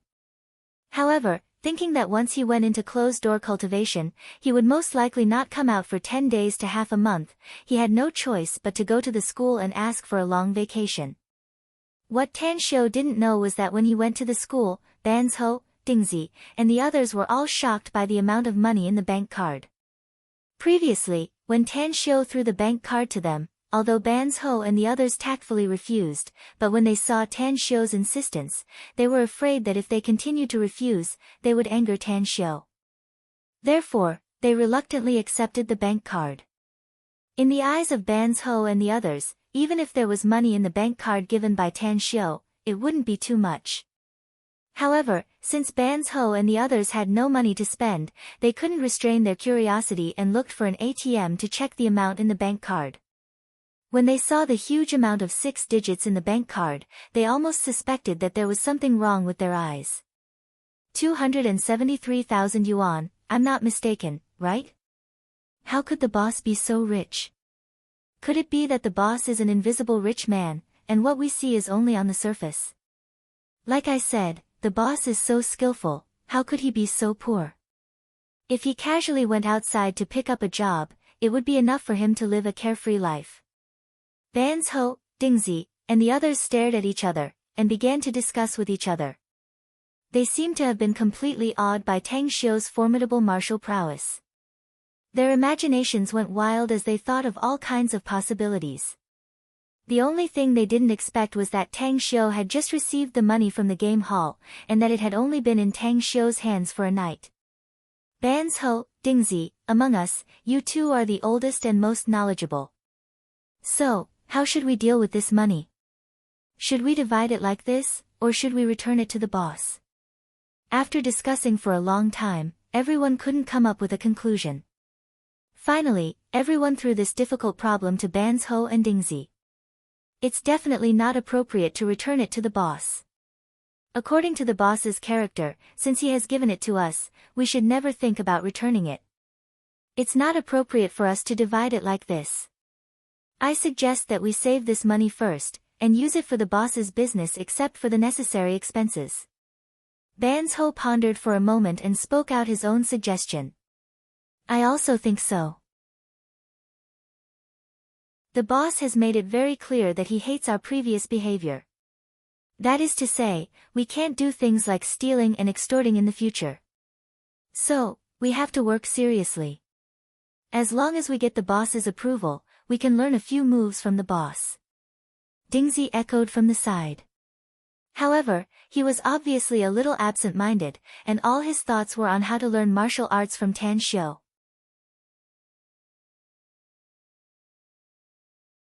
Chapter 36. After leaving the freezer, Tan Xiu somewhat regretted his extravagant behavior. In total, Tan Xiu won more than 290,000 yuan in the Health and Prosper Club. He took out 10,000 yuan in cash and put it in his school bag as pocket money, and deposited the remaining 280,000 yuan in his bank card. Later, he used his bank card to buy the mobile phone, but when he bought the necessities for going up the mountain, Tan Xiu used cash. In other words, of the 290,000 yuan that Tan Xiu won from the Health and Prosper Club, apart from the 7,000 yuan he spent on the mobile phone and the 10,000 yuan he reserved, he threw the rest of the money to Banzhou, Dingzi, and the others. The earth is not the immortal world, and I am not the immortal world tycoon with infinite wealth. In the future, I have to carefully calculate and live within my income. Touching his shriveled school bag, Tan Xiu suddenly missed the feeling of filling his school bag with money the night before yesterday. When Tan Xiu arrived at school, the morning self-study session had already ended. Throwing his school bag into the classroom, Tan Xiu went to Han Qingwu's office. What? You want to ask for leave? Moreover, you want to ask for leave for 20 days? Do you know what you are talking about? Han Qingwu was about to criticize Tan Xiu's behavior of asking for leave without asking for permission yesterday, but she never thought that before she could speak, Tan Xiu would beat her to it. Hearing this, Han Qingwu couldn't help but become furious. Her voice suddenly increased by dozens of decibels, almost penetrating the entire office building. Miss Han, I am very clear about what I am talking about. Now I just want to find a quiet place to review and wait for the arrival of the college entrance exam, instead of spending my time in a noisy classroom. Facing Han Qingwu's questioning, Tan Xiu was as calm as water as he softly replied. Han Qingwu obviously didn't expect that Tan Xiu would answer her like this. For a moment, she couldn't help but stare blankly. Tan Xiu, I know you have good grades. Because of this, you have to guard against arrogance and rashness. You can't fall at the critical moment. Otherwise, you will regret it for the rest of your life.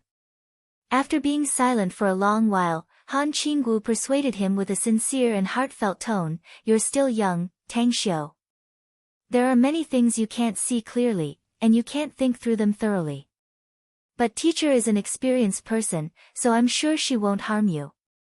Hearing Han Qingwu's words, Tan Xiu had a strange feeling in his heart. If he counted his years in the immortal world, he would be an old monster. But Han Qingwu actually said that he was young. Who was younger than who? However, Tan Xiu could feel that Han Qingwu was advising him for his own good. If it was Hu Qiusheng, he would have definitely let him toss and turn. Tan Xiu, is it because the discipline in the class is too bad that it affects your revision? Or are the students in class bullying you and making you feel wronged? Seeing that Tan Xiu was silent, Han Qingwu seemed to have thought of something. She asked with a worried face. Miss Han, I have made up my mind. I came here today just to inform you, not to discuss it with you. Whether you agree or not, I will ask for leave. If you are not willing, I will ask for leave from the principal. If the principal is not willing, I will ask for a transfer. I hope you can understand my difficulties. Tan Xiu was afraid that if he continued to talk to Han Qingwu, he wouldn't be able to help but change her mind, so he left after saying those words. Han Qingwu was obviously shocked by Tan Xiu's words. She didn't expect that Tan Xiu's tone would suddenly become so cold. His attitude was also so strong, giving her a strange feeling. So much so that even after Tan Xiu left the office for a long time, Han Qingwu was still stunned and didn't react. On the other side, Tan Xiu had just entered the classroom and met Yuan Chuling, who had just returned from the toilet. Boss, you're finally here. I've been waiting for you for a long time. Why did you disappear? You made everyone worry about your safety.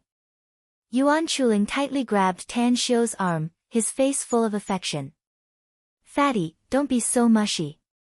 Those who know about our relationship know that we're hardcore, but those who don't will think that you're gay. Tan Xiu unobtrusively shook off Yuan Chuling's palm and teased him with a smile. Fuck, boss, how can you insult me like this? But if you're willing, I can change my sexual orientation for you. Yuan Chuling first screamed and roared, and then he smiled wickedly. Fuck off. Tan Xiu roared angrily, then grabbed his bag on the desk and walked away. Class is about to start. Why are you walking out of the classroom? Are you going to ask for leave again? Seeing Tan Xiu's action, Yuan Chuling was dumbfounded. I'm disgusted by you. Can't I stay away from you? Tan Xiu waved at Yuan Chuling, but his feet didn't stop walking in the direction of the classroom door. Yuan Chuling's face twitched fiercely when he heard that. His eyes also showed a confused look. He was a little unsure whether Tan Xiu was telling the truth or joking with him.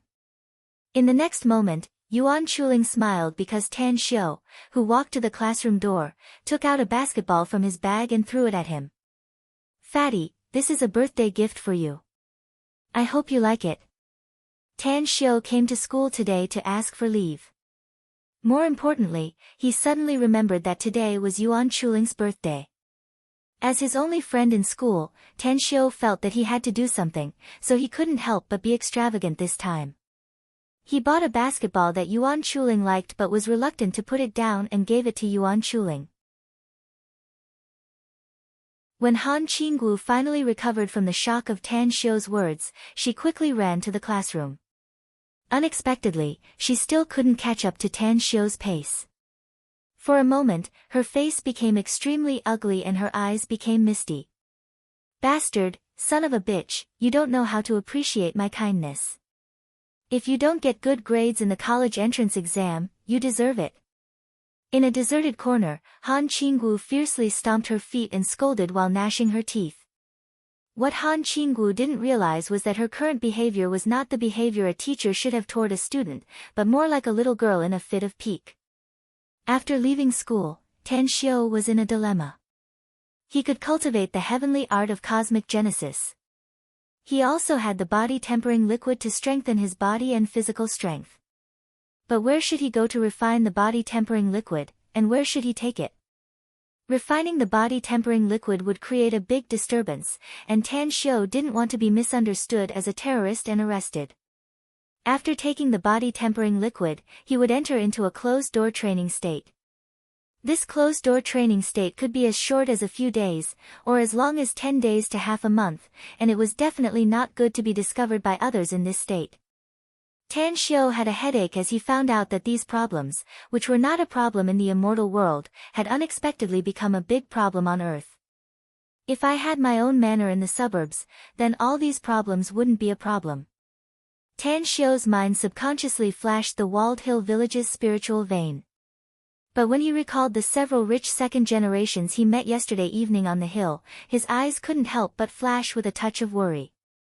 Tan Xiu was so engrossed in his thoughts that he didn't even notice an off-road vehicle speeding through a red light. Suddenly, an ear-piercing braking sound resounded in his ears, causing Tan Xiu to wake up from his contemplation. Then, Tan Xiu was horrified to find that a black Land Rover had already approached his body.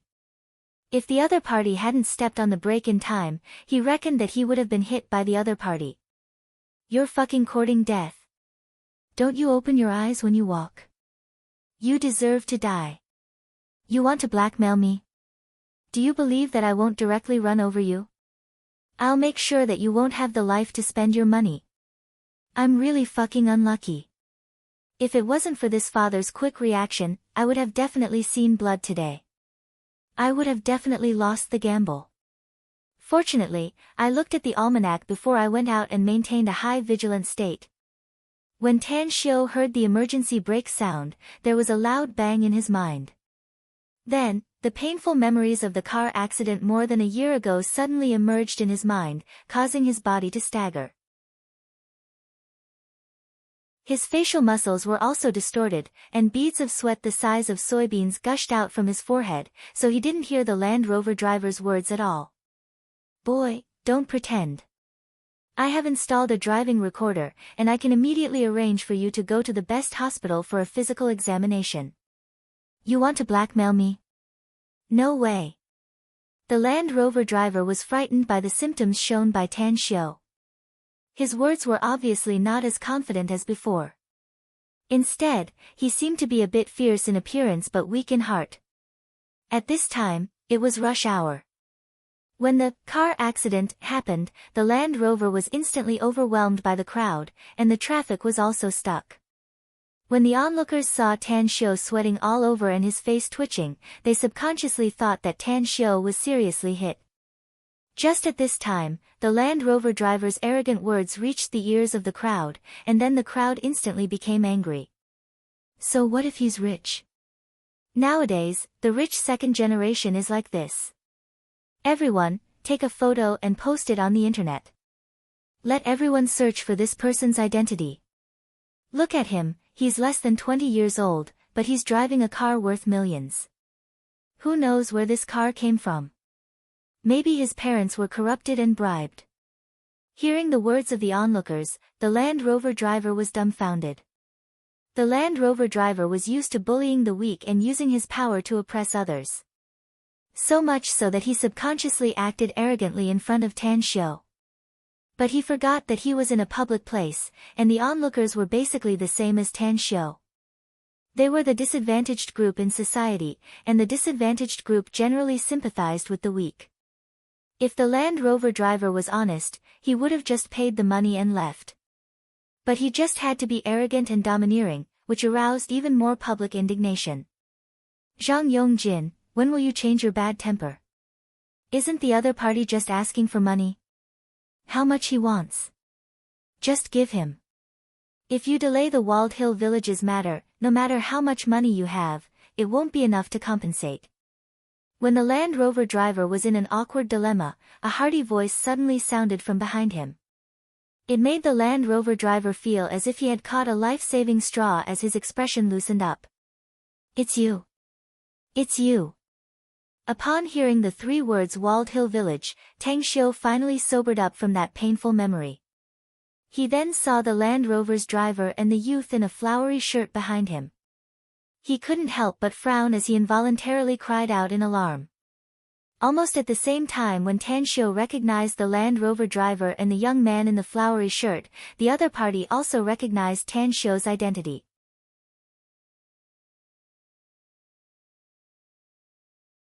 Chapter 37. It turned out that the Land Rover's driver and the youth in the checkered shirt were the two rich second generations who had crossed paths with Tan Xiu at Walled Hill Village yesterday evening. Tan Xiu faintly remembered that the youth in the checkered shirt was called Xuerenfei, a typical idiot with a lot of money and was used to smashing people with money. The Land Rover's driver was the muscular man, Zhang Yongjin, who was the kind of person who was brave but not astute, and was used to bullying people with his power. Brat, how much money do you want? Just name a number. As long as it's not too much, we'll accept it. But I warn you, don't go too far. Otherwise, you won't get a penny, and you might even be arrested and locked up. Xuerenfei squinted at Tan Xiu as he spoke with a face full of disdain. Zhang Yongjin originally wanted to speak, but under the dozens of pairs of eyes staring at him, he didn't dare to utter a word and just let Xuerenfei deal with Tan Xiu. You guys can leave, I'm fine. Although Tan Xiu didn't like Xuerenfei's tone and attitude, but he wasn't the kind of person who would make trouble out of nothing, so he shook his head and said indifferently. Tan Xiu's answer was obviously beyond the expectation of Xuerenfei and Zhang Yongjin. Even the surrounding onlookers thought that there was a problem with their ears. The young man was obviously sweating from the collision a moment ago, and the painful expression on his face didn't seem to be an act. How come the other party was willing to pay money, yet he let the other party off? Brat, you want to play dirty with us? Let us off for the time being, and wait for us to leave before you call the police and say that we caused a hit and run? After a moment of silence, an eccentric voice suddenly resounded in the crowd. It was a young man in a suit who stood behind Xuerenfei. Upon hearing the words of the young man in a suit, Xuerenfei's face revealed a look of sudden realization, and the onlookers also let out an "oh" sound. Obviously, everyone thought that the young man in a suit had guessed Tan Xiu's true intention. Brat, when we were on the mountain, I already knew that you're not a good thing. But I didn't expect that you're actually so bad. Believe it or not, I'll cut you up. When the muscular man Zhang Yongjin heard this, his eyes suddenly widened. He extended his hand and was about to grab Tan Xiu's collar as he berated him. Tan Xiu was almost hit by the car because he was distracted. Now that he was sober, he naturally wouldn't be caught. A cold light flashed in Tan Xiu's eyes when he saw Zhang Yongjin's palm that was as large as a cattail leaf fan, and then he took a step back imperceptibly and successfully avoided Zhang Yongjin's palm. "Kid, you're really trying to blackmail me." After Zhang Yongjin grabbed nothing, he was stunned for a moment, and then he roared with excitement on his face. Because Tan Xiu's dodging movements were too agile, completely not the performance of an injured person, and when Tan Xiu stepped back just now, his body that was hidden by the car was completely revealed, and there were no signs of injury on the surface. "Kid, you actually dared to blackmail me, I won't forgive you." Zhang Yongjin was a little guilty when he wasn't sure if he had hit Tan Xiu. Now that he confirmed that he didn't hit Tan Xiu, he instantly became angry. At the same time he berated Tan Xiu, his whole body pounced towards Tan Xiu. Seeing Zhang Yongjin's agitated look, Shui Renfei and Huan Jun couldn't help but shake their heads at the same time. Shui Renfei and Huan Jun were very clear about Zhang Yongjin's character. He would seek revenge for the smallest grievance and would not suffer the slightest loss. Just now, Zhang Yongjin was criticized and cursed by the onlookers because of Tan Xiu. Now that he knew that he was wronged, even if Tan Xiu didn't die, he would still lose a layer of skin. Huan Jun raised his hand to look at his watch, and a hint of anxiety flashed across his face. "Hoodlum, do you think this kid is trying to blackmail you?" "He shouldn't be trying to blackmail you, right? Although this kid looks poor, but he seems to be very principled and doesn't care about money. If he was trying to blackmail you, then he would have directly asked for money and not let us go." Shui Renfei hesitated for a moment before he shook his head. "Ah, my mouth is cheap. I was angry at that kid's arrogant appearance on the hill yesterday, so I couldn't help but deliberately provoke him." Under Shui Renfei's inquiring eyes, Huan Jun explained with a guilty conscience. You're smart, but you're muddle-headed. The Walled Hill Village's project is so important, but you have to be angry at a poor kid. Is it worth it?" Shui Renfei was still wondering why Huan Jun would suddenly say such words when the matter could obviously be settled. But after listening to Huan Jun's explanation, his eyes turned black and he almost fell to the ground. "If we were late, then you'd be waiting to be cleaned up by the big sister." Shui Renfei rolled his eyes at Huan Jun and then turned around to get into his car. "Fuck. Don't go. If you go, then what about this place?" Huan Jun was dumbfounded when he saw Shui Renfei get into his car. "I'll go to the hotel first. You stay here and help that big guy clean up his ass. I hope he doesn't play too hard. If he really plays with someone, then you can only consider yourself unlucky." Shui Renfei smiled and then started his Wrangler. In the next moment, the smile on Shui Renfei's face froze, and his mouth opened so wide that a salted duck egg could be stuffed inside. "Hoodlum, what's wrong, Huan Jun asked while following Shui Renfei's line of sight. Then, he felt as if someone was strangling his neck. Not only did his eyes almost pop out, but his throat also issued a series of meaningless sounds.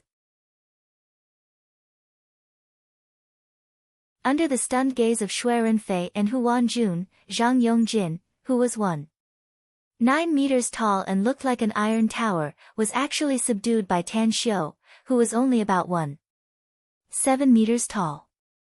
At this time, Zhang Yongjin's arm was caught by Tan Xiu. Zhang Yongjin was kneeling on the ground in a very humiliating posture, unable to move at all. Zhang Yongjin's face was flushed, but he couldn't do anything to Tan Xiu. "You said that you're a bitch. You almost hit me with your car. I wanted to let you go, but you insisted on entangling with me. Aren't you refusing a toast only to be forced to drink a forfeit?" Tan Xiu kicked Zhang Yongjin's butt and snapped. After drinking a stomach full of python blood, Tan Xiu had no place to vent his strength. Suddenly, there was such a big guy who took the initiative to knock on the door. Tan Xiu was also happy to clean up the other party. "Brat, that doesn't count. Let me go if you have the guts. If you dare to let me go, I'll definitely make you look good." Even though Tang Xiu had restrained both of his hands, Zhang Yongjin still refused to admit defeat as he shouted loudly. Tang Xiu looked at Hu Wanjun provocatively and ridiculed him mercilessly. Big guy, the legendary, simple brain and strong limbs is referring to you, right? I've finally subdued you with great difficulty. Tell me, why should I let you go? Just obediently kneel for me and apologize to me. I'll naturally let you go after you admit your mistake. Otherwise, you'll have to kneel here for me for a day.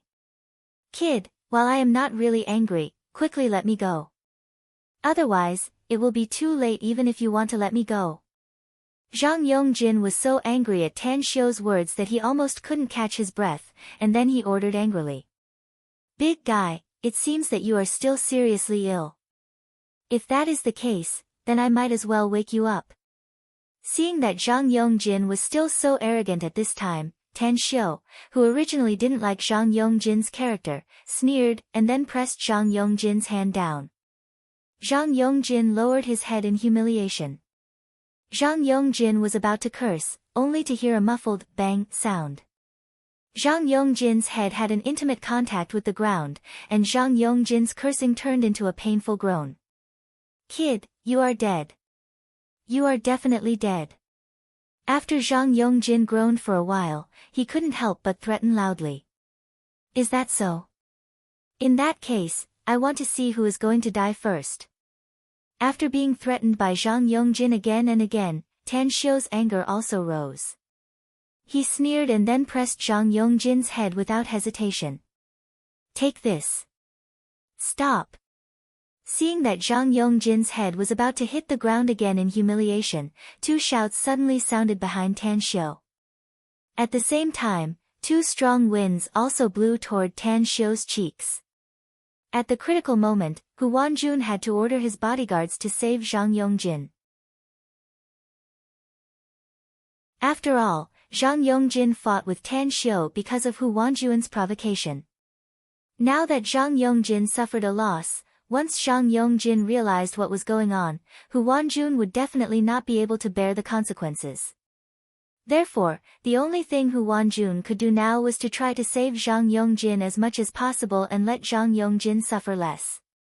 In order to let Zhang Yongjin vent his anger, Hu Wanjun even ordered Tan Xiu's two arms to be broken. Although Zhang Yongjin seemed to be simple-minded and had well-developed limbs, Hu Wanjun knew that Zhang Yongjin was not really stupid. It was just that he was too lazy to use his brain most of the time. Once he really started to use his brain, he was definitely smarter than anyone else. The reason why Zhang Yongjin was too lazy to use his brain was that Zhang Yongjin's family strength was too strong. When a person's strength was strong enough, all conspiracies and tricks could be crushed. He naturally didn't need to use his brain. Zhang Yongjin belonged to this kind of person. Although Zhang Yongjin usually called Shui Renfei and Hu Wanjun brothers, and the three of them often hung out together and played together. But both Shui Renfei and Hu Wanjun were very clear that when it came to family heritage and family accumulation, their families were less than 1/10 of the Zhang family. Seeing that Tan Xiu was about to be subdued by Hu Wanjun's two bodyguards, Hu Wanjun's face couldn't help but show a cruel smile. Although Hu Wanjun didn't know how Zhang Yongjin was subdued by Tan Xiu, he was full of confidence in his two bodyguards. It must be known that these two bodyguards were not ordinary people, but retired soldiers with more than 10 years of combat experience. Their grappling and fighting skills were superb. Hu Wanjun had witnessed the scene of these two people knocking down more than a dozen ordinary gangsters in just a few minutes, so he was not worried that the two bodyguards could not complete their task.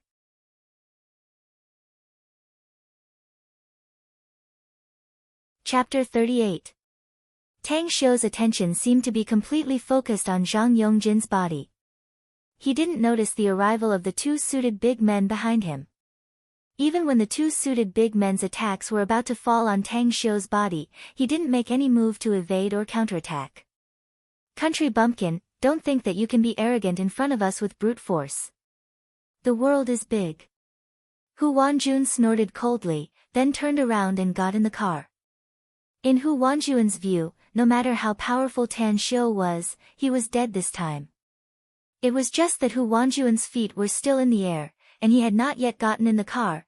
He heard two muffled bangs, and then felt his car shake violently. Fuck. When Hu Wanjun figured out what happened, he couldn't help but curse. Because the scene of Tan Xiu's arms being broken by his two bodyguards in Hu Wanjun's imagination did not happen. Instead, the two bodyguards were kicked away by Tan Xiu. If the two bodyguards fell somewhere else, Hu Wanjun would be shocked at most, but he would not feel distressed. What made Hu Wanjun's heart bleed was that his two bodyguards actually fell on his off-road vehicle like a human pyramid, directly smashing the front cover of his car. I don't know if the car's engine was damaged. If the engine is damaged, I will suffer a great loss. Hu Wanjun glanced at the completely dented front cover, and the muscles on his face twitched. In the past, Hu Wanjun always felt that it was very cool to have two bodyguards who were as burly and powerful as polar bears, but now he wished that the two bodyguards were as light as a swallow. While Hu Wanjun was distressed about his car, his two bodyguards rolled out of the car and rushed toward Tan Xiu again. This time, the faces of the two bodyguards were no longer filled with contempt and indifference. Their faces were filled with solemn expressions, and there was even a hint of shame and anger on their faces. As retired soldiers, although their combat power was much weaker than their peak and couldn't compare to active soldiers, they felt that it was easy for them to deal with ordinary people with their combat power, let alone a skinny high school student. What the two bodyguards didn't expect was that they didn't even know how the other party attacked, and they were sent flying by the other party. This was definitely a huge insult to the two bodyguards, and at the same time, it was also a deep lesson. I have already let you off once. If you continue to help the evildoer and fail to distinguish right from wrong, I don't mind giving you a deep lesson. Seeing that the two bodyguards had returned, Tan Xiu's eyes turned cold and he snapped. When the two bodyguards heard this, they could not help but exchange glances. Brat, we were careless just now, so you succeeded in your sneak attack. Do you really think you're that powerful? Bastard, you want to settle things peacefully after plotting against us? Dream on. I originally wanted to just cripple your arms, but you've embarrassed us so much. Maybe you'll have to suffer more. The two bodyguards sneered. They ignored Tan Xiu's indifferent gaze and brazenly attacked Tan Xiu. Tan Xiu couldn't help but sigh when he saw this. Because he heard from his mother that his father was an honorable soldier, this made Tan Xiu particularly yearn for the profession of a soldier. Therefore, Tan Xiu was an out-and-out military fan. Not only did he like to watch all the TV shows, movies, and documentaries about soldiers, but he also wouldn't let go of any news and information related to the military. Tan Xiu even dug out all the versions of military boxing from an old book stall and persevered in practicing for several years. This was why Tan Xiu only glanced at the two bodyguards and determined that they were veterans. He did not kill the two bodyguards. However, when the two bodyguards attacked Tan Xiu again, Tan Xiu naturally would not have mercy on them. In Tan Xiu's opinion, when a soldier had been reduced to a pure thug and was unable to distinguish right from wrong, he was no longer worthy of being a soldier. Just when the two bodyguards thought that Tan Xiu wouldn't be able to escape after they got serious, and could only obediently wait to be captured, they fell into the same trap again. Before the two bodyguards could react to what was going on, they heard a few "kacha" sounds, and then their bodies fell limply to the ground. It was not until a few breaths had passed and there was a burst of severe pain in their legs that they realized that the cracking sound just now was the sound of their legs breaking. For a moment, the two bodyguards completely forgot to scream. They looked at Tan Xiu in horror, unable to say a word, and endless regret surged in their hearts. Thinking of Tan Xiu's kind reminder just now, and then thinking of the arrogant words they said when they thought of Tan Xiu's reminder as a timid compromise, the two bodyguards only felt a burning pain on their faces. They wanted to find a hole to hide in. The two bodyguards' hearts were set off a storm, and the group of people who were watching the show were also stunned and speechless for a long time. The most exaggerated reactions were Hu Wanjun, Shui Renfei, and Zhang Yongjin. The three of them were very clear about the combat effectiveness of the two bodyguards, so they were full of courage from the beginning to the end. They did not worry at all that they would be at a disadvantage in a conflict. Even when Zhang Yongjin was at an absolute disadvantage, he was still calm and did not have the slightest intention of bowing down to Tan Xiu. But when the two bodyguards, whom they regarded as their biggest reliance, were crippled by Tan Xiu, they really panicked. After the two bodyguards were crippled, the scene fell into a dead silence. Zhang Yongjin was still suppressed by Tan Xiu with his hands pressed on the top of his head, maintaining a humiliating posture. Shui Renfei was sitting in his wrangler and did not start the car for a long time. Hu Wanjun had one foot in the car, and the other foot was still on the ground. He did not get in the car, nor did he get out. At this moment, Hu Wanjun really wanted to slap himself in the face. He had never hated his mouth. He knew that if he hadn't been so talkative, this matter would have been settled long ago, and it wouldn't have developed to such a terrible state. Big guy, why don't you say anything? You continue to clamor for me. When everyone was dumbfounded and completely immersed in the shock brought by Tan Xiu's powerful combat effectiveness, Tan Xiu snorted coldly and pressed Zhang Yongjin's head to the ground again. I. Even if Zhang Yongjin had a one-track mind, he was a little scared in his heart. The young man behind him not only had outstanding skills, but also acted in a bold and unconstrained way, making people difficult to figure out, and even a little unscrupulous. Zhang Yongjin suspected that if he continued to be stubborn with the other party, it was very likely that he would suffer a big loss, so his mouth squirmed for a long time, but he did not say a complete sentence. Just when Zhang Yongjin was hesitating whether he should bow down to Tan Xiu and temporarily brush off Tan Xiu, and then look for an opportunity to take revenge in the future, a loud and clear bugle sound suddenly sounded in his ears, causing his ears to faintly hurt and at the same time startled him. Under Zhang Yongjin's angry gaze, Tan Xiu first looked around in a daze, and then slowly opened his bag and pulled out a brand new mobile phone from inside. I heard your voice, but I really don't know how to gamble. What? In addition to 1 million, you also promised me a condition. Okay, I'll come over right away. At the beginning, when Tan Xiu answered the phone, he was a little impatient, but when he heard the conditions on the other end of the phone, he instantly became excited. The one who called Tan Xiu was impressively Long Jinglin, who had previously met with Tan Xiu at the Health and Prosper Club. Long Jinglin got Tan Xiu's phone number from Yuan Chuling. Long Jinglin had repeatedly exhorted Yuan Chuling to make Yuan Chuling inform him as soon as Tan Xiu returned to school. Yuan Chuling had always kept this matter in mind, but Yuan Chuling didn't think that Tan Xiu's arrival and departure would be so abrupt that he didn't even have the time to inform Long Jinglin before Tan Xiu disappeared again. In desperation, Yuan Chuling could only give Tan Xiu's phone number to Long Jinglin, which could be considered as doing his best in this matter. After Long Jinglin got Tan Xiu's phone number, he naturally couldn't help but call Tan Xiu for help. Because the gambling game was about to begin, the other party's gambling expert had already arrived at the scene, but the Long family hadn't been able to find a famous gambling expert, which made them very passive. In a situation where there was no other way, Long Zhengyu could only choose to believe Long Jinglin and agree to let Tan Xiu give it a try. Today you're lucky.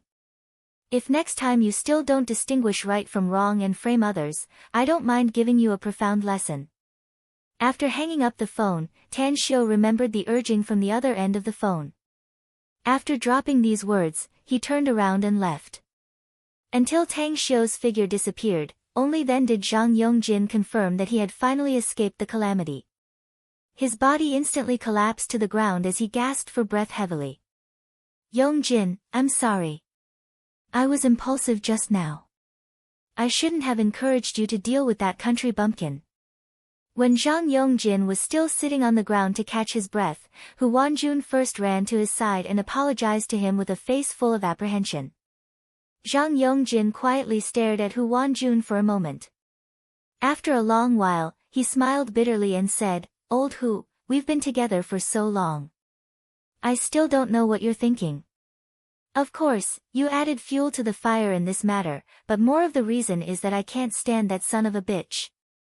Ouch, it hurts, Zhang Yongjin's words were only halfway through when he felt a sharp pain coming from his two wrists. When Zhang Yongjin saw the almost black bruises on his wrists, he couldn't help but suck in a breath of cold air. His face also showed a look of fear. Shui Renfei, go to the trunk of my car and get a bottle of wine out. I'll give Yongjin a massage. Hearing Zhang Yongjin's words, Hu Wanjuan's hanging heart finally fell to the ground. The next moment, he didn't hesitate to grab Zhang Yongjin's wrists and carefully rub the bruises.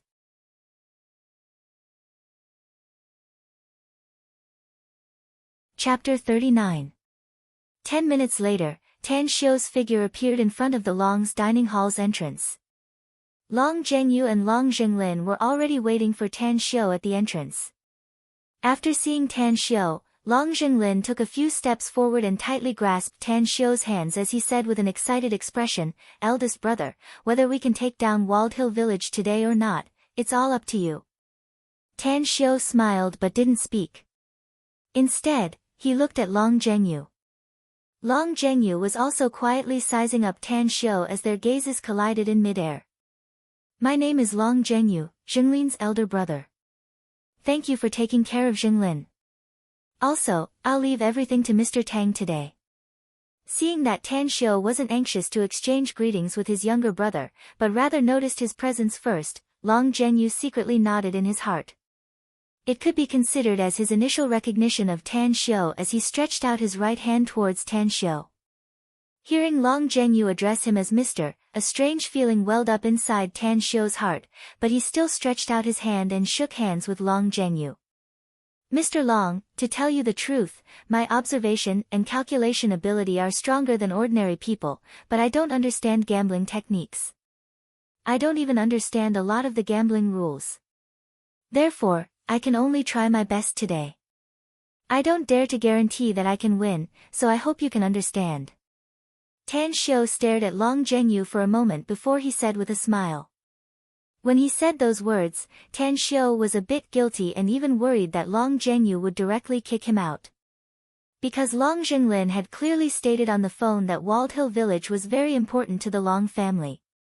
The Long family must take down Walled Hill Village, but he couldn't give any guarantee to the other party. The reason why Tan Xiu agreed to help was admittedly because of the generous reward factor. But what really tempted him was the development rights of Walled Hill Village. Ever since he had discovered the spiritual vein in Walled Hill Village, Tan Xiu had been worrying about how he could justifiably take the spiritual vein as his own. But he never thought that Long Zhenglin would take the initiative to look for him. This was simply like someone delivering a pillow while he was dozing off. Tan Xiu naturally couldn't refuse. However, be it in his past life or this life, Tan Xiu had never relied on gambling to earn money, so he didn't have any confidence in his gambling skills. This made him confess to Zhengyu Long, lest he would be blamed by Zhengyu Long and Zhengyu brothers if he were to fail miserably and lose gambling. What Tan Xiu didn't know was that his frankness had greatly improved Long Zhengyu's impression of him. Long Zhengyu's confidence, which had fallen into the abyss, seemed to have recovered. "You're too modest, Mr. Tang. The casino is full of turbulence and unpredictable changes. No one dares to pat their chest and guarantee that they'll definitely win." Long Zhengyu smiled as he looked at Tan Xiu with eyes full of appreciation. Several people were chatting at the entrance when they suddenly heard the ear-piercing sound of a car braking. Then, several figures hurriedly got off the car and walked straight towards the entrance. After seeing these figures clearly, Tan Xiu's face was filled with astonishment. Because these people were impressively Zhang Yongjin, Hu Wanjun, and Shui Renfei, who had just had a conflict with him. Almost at the same time when Tan Xiu saw the figures of Zhang Yongjin's trio, Zhang Yongjin, who was walking in the front, also saw Tan Xiu. The moment he saw Tan Xiu, Zhang Yongjin suddenly stopped his footsteps, and his body uncontrollably retreated backward. The pitiful Shui Renfei and Hu Wanjun were following behind Zhang Yongjin. Their line of sight was blocked by Zhang Yongjin and they couldn't see Tan Xiu's figure at all. When Zhang Yongjin suddenly stopped and retreated, they simply couldn't stop their bodies. Only two muffled sounds were heard, and Shui Renfei and Hu Wanjun bumped into Zhang Yongjin's body. Zhang Yongjin's body, which was like an iron tower, did not shake at all, but Shui Renfei and Hu Wanjun were knocked to the ground, and they cried out in pain. You! Why are you here? Don't mess around. Zhang Yongjin ignored the embarrassment of his two partners, but looked at Tan Xiu with a panicked face, and stuttered. The psychological shadow that Tan Xiu left on Zhang Yongjin was too big. In his life, no one had ever made him kneel. Tan Xiu made him kneel. In this life, no one had ever made him kowtow, but Tan Xiu made him kowtow. What made Zhang Yongjin feel wronged and helpless was that after being beaten up so badly by Tan Xiu, he didn't even know Tan Xiu's name, let alone Tan Xiu's life experience. Originally, Zhang Yongjin wanted to slowly inquire about Tan Xiu's identity, and then slowly retaliate against Tan Xiu. It was just that Zhang Yongjin never dreamed that Tan Xiu would appear in front of him so quickly. Zhang Yongjin, who was completely unprepared, naturally panicked. Brother Tang, what's going on? When Long Zhengyu saw Zhang Yongjin's trio coming, he originally wanted to hide to the side, but he was afraid that leaving Tan Xiu behind would not be good, so he had to bite the bullet and stand in place. Long Zhengyu originally thought that after Zhang Yongjin's trio saw him, they would definitely mock and ridicule him, making him embarrassed. He didn't think that Zhang Yongjin's attention would be directly attracted by Tan Xiu, and he also behaved in such a manner that Long Zhengyu was naturally surprised. Regarding Zhang Yongjin's identity, Long Zhengyu was very clear. Everyone in the circle knew that Zhang Yongjin was a famous devil incarnate. Such a person, even if he was unreasonable, he would still be stubborn, and if he was in the right, he would be even more unforgiving. Such a person was actually afraid of Tan Xiu, which made Long Zhengyu curious about Tan Xiu's identity, and at the same time, his confidence in Tan Xiu doubled, and his way of addressing Tan Xiu also unconsciously changed. It's nothing, maybe he recognized the wrong person. Tan Xiu gently swept a glance at Zhang Yongjin, and just when Zhang Yongjin thought that Tan Xiu would speak about his embarrassing matter, Tan Xiu shook his head and withdrew his gaze. At this moment, Shui Renfei and Hu Wanjun also saw Tan Xiu, and at the same time, they also saw the Long Zhengyu and Long Zhenglin brothers. Seeing Tan Xiu standing together with the Long Zhengyu and Long Zhenglin brothers, their faces couldn't help but flash a look of surprise, and then their hearts tightened. After all, they had confronted Tan Xiu twice, and both confrontations ended in their defeat. This was not something to be proud of, and they were afraid that Tan Xiu would speak about their embarrassing matter, which would make them a joke in the circle. What made the three people relieved at the same time was that Tan Xiu didn't speak about their embarrassing matter, and even pretended not to know them, which made them secretly rejoice, but at the same time, they were a little angry at Tan Xiu for looking down on them. They looked at Tan Xiu with a complicated expression, and then the three people hurriedly stepped into the hall and disappeared around the corner. Recognized the wrong person. Hearing Tan Xiu's answer, Long Zhengyu's face was full of astonishment. He wanted to question him, but the words that were at the tip of his mouth were swallowed back. Big brother, the gambling will start soon, let's go upstairs. Long Zhenglin looked at the wall clock in the hall and urged with an anxious expression. The Long's dining hall was located in the most prosperous commercial street in Star City. It had a height of 49 floors, and its shape resembled two golden dragons. In the middle, there was a spherical presidential suite, implying two dragons playing with a pearl. The Long's dining hall had become a landmark in the center of Star City due to its magnificent appearance, and at the same time, it had also cast its commercial legend. The Shuangqing province's businessmen and celebrities were proud to be able to stay in the presidential suite. Over time, the presidential suite of the Long's dining hall had been hyped to a sky-high price. At this time, two people were sitting in the presidential suite of the Long's dining hall.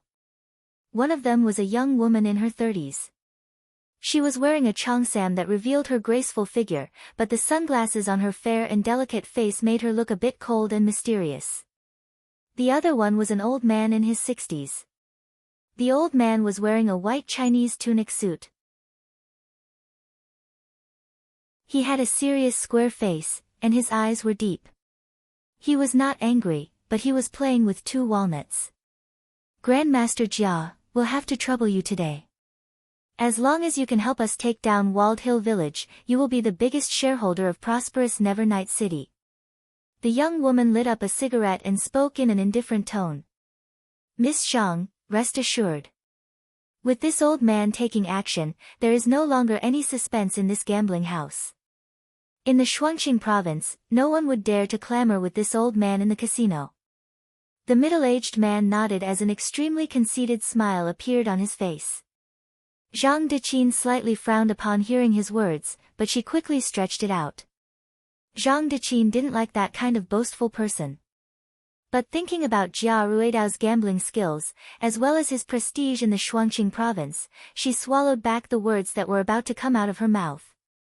Ever since Zhang Deqin released the news that Jia Ruidao would help her compete with the Long's dining hall in the casino, almost no gamblers dared to go to the Long family to apply for a job. This already proved how high Jia Ruidao's prestige in the circle was. I naturally admire Grandmaster Jia's gambling skills, otherwise, I wouldn't have asked Grandmaster Jia to help me. But it's better to be safe than sorry. It's better to be safe than sorry. We should always be vigilant. After being silent for a moment, Zhang Deqin said faintly. Hearing Zhang Deqin's determination to win Walled Hill Village, the expression on Jia Ruidao's face finally turned a lot more solemn. Just when Jia Ruidao adjusted his expression and wanted to say a few words of assurance to Zhang Deqin, the door of the room was suddenly pushed open as Zhang Yongjin, Hu Wanjun, and Shui Renfei, 3 people, came in one after another. The few of you are too troublesome. Usually, you're late, but today, you're late. Do you think that I can rest assured in handing over Walled Hill Village to you? The moment she saw Zhang Yongjin's group of 3, the previously calm and composed Zhang Deqin instantly turned into a tigress as she fiercely roared at them. Big sis, we were in a hurry and almost got into a car accident, so we were delayed for a bit. Under Zhang Deqin's sharp gaze, Zhang Yongjin was like a primary school student who had made a mistake as he bowed his head and apologized. Shui Renfei and Hu Wanjun, who were standing behind Zhang Yongjin, didn't even dare to breathe loudly. Hearing that Zhang Yongjin almost got into a car accident, Zhang Deqin stood up from her chair and strode towards Zhang Yongjin. After circling around him twice, she asked with a nervous expression, Yongjin, tell big sis what happened. Is your body all right? At this time, Zhang Deqin didn't have the imposing manner of a strong woman from a moment ago. She had transformed into an ordinary woman full of motherly love.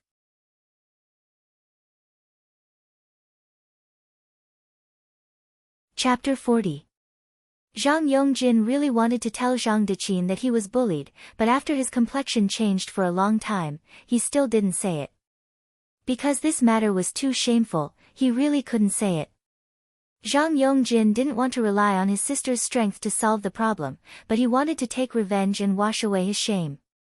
Sister, it's nothing, I was driving too fast and almost hit someone. I suddenly braked and hit my head on the glass.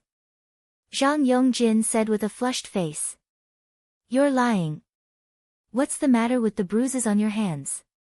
What's the matter with the dust on your knees? Did you fight with someone and you don't dare to say it? Seeing Zhang Yongjin's evasive gaze, Zhang Deqin's eyes turned cold and she snapped. I. Although Zhang Yongjin was tall and strong, but he had an unusual fear towards his sister. This fear had been deeply imprinted in his bones, and he tried his best but was unable to get rid of it. Just when Zhang Yongjin was ready to confess, Long Zhengyu, Long Zhenglin, and Tan Xiu pushed the door and entered. Seeing Long Zhengyu and his group coming, Zhang Deqin returned to her seat and restored her elegant appearance. Zhang Yongjin was lucky enough to escape a disaster. Chief Long, you brought us here and then ignored us, is this the hospitality of your Long's dining hall? Zhang Deqin didn't wait for Long Zhengyu to open his mouth and took the initiative to speak. Chief Shang is too serious. Today, apart from you, the Long's dining hall also has more important guests. This Long naturally can't stay in the room to accompany you. Long Zhengyu smiled and said carelessly, moreover, our Long's dining hall's service has always been top-notch. No matter what Chief Zhang needs, as long as you press the call bell on the table, the waiter will be the first to satisfy you. Compared to Zhang Deqin's aggressiveness, Long Zhengyu's words and actions revealed a noble demeanor, making people feel as if they were bathed in the spring breeze and ashamed of their inferiority. You. Zhang Deqin obviously didn't expect that Long Zhengyu would give tit for tat. She subconsciously wanted to curse, but recalling Long Zhengyu's unparalleled eloquence, she didn't dare to continue bickering with Long Zhengyu. Instead, her eyes fell on Tan Xiu. But after glancing at Tan Xiu, Zhang Deqin didn't want to look at Tan Xiu a second time. This was because Tan Xiu's attire was too shabby. He wore a checkered shirt that could be found anywhere on the street, a pair of jeans that had been washed white, and canvas shoes that almost revealed his big toes. From head to toe, everything he wore cost no more than 100 yuan. Zhang Deqin had been pampered since she was a child and was used to a life of luxury. She firmly believed that it was difficult for a poor family to have a noble son, so she had a natural sense of superiority and disdain for those who were born poor. Chief Long, may I know who the honored guest you are talking about is? Can you introduce him to me? Zhang Deqin looked at the back of Long Zhengyu and Long Jinglin with a puzzled expression and said with a smile. After not seeing you for a while, Chief Zhang has become humorous. You have invited Jia Ruidao to help you, and we have invited Brother Tang to help us. If Chief Zhang doesn't mind, then we can start the gambling house. Long Zhengyu couldn't help but sneer inside his heart as he could clearly see Zhang Deqin's contempt towards Tang Xiu in her eyes. All right. When he saw Tan Xiu for the first time, Long Zhengyu was indeed a bit disappointed. But because of his younger brother, Long Zhengyu didn't judge a book by its cover. Instead, he carefully looked at Tan Xiu, so that he didn't miss Tan Xiu. The following matter seemed to prove that Tan Xiu was far smarter than he imagined. Although Long Zhengyu didn't know what happened between Tan Xiu and Zhang Yongjin, Long Zhengyu absolutely didn't believe that Zhang Yongjin was panic-stricken because he recognized the wrong person. Long Zhengyu saw with his own eyes that Hu Wanjun and Shui Renfei had a trace of guilty conscience flashing in their eyes when they saw Tan Xiu. Although the panic on their faces was fleeting, Long Zhengyu was sensitive enough to see it. One person could say that he recognized the wrong person, but how could three people recognize the wrong person at the same time? What? You asked him to help you? Upon hearing Long Zhengyu's words, Zhang Deqin's pair of beautiful eyes instantly turned round as a sharp voice came from her throat. If this old man remembers correctly, there doesn't seem to be such a person in the circle of Shuangqing province. Jia Ruidao looked at Tan Xiu from top to bottom as he said with a sinking tone, Chief Long, are you joking with this old man? Chief Zhang, Grandmaster Jia, I'm not joking with you. Brother Tang is indeed not a person in the circle. In fact, after Grandmaster Jia said that he would help Chief Zhang, no one in the circle dared to help this Long. This Long was forced to ask someone from outside the circle to help. Long Zhengyu seemed to be very satisfied with the effect caused by the appearance of Tan Xiu as he patiently explained.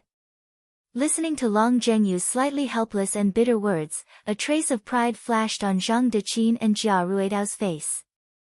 They finally believed Long Zhengyu's words. Chief Long is really amazing. You can even find a hidden expert among the common people. I'm ashamed of my inferiority.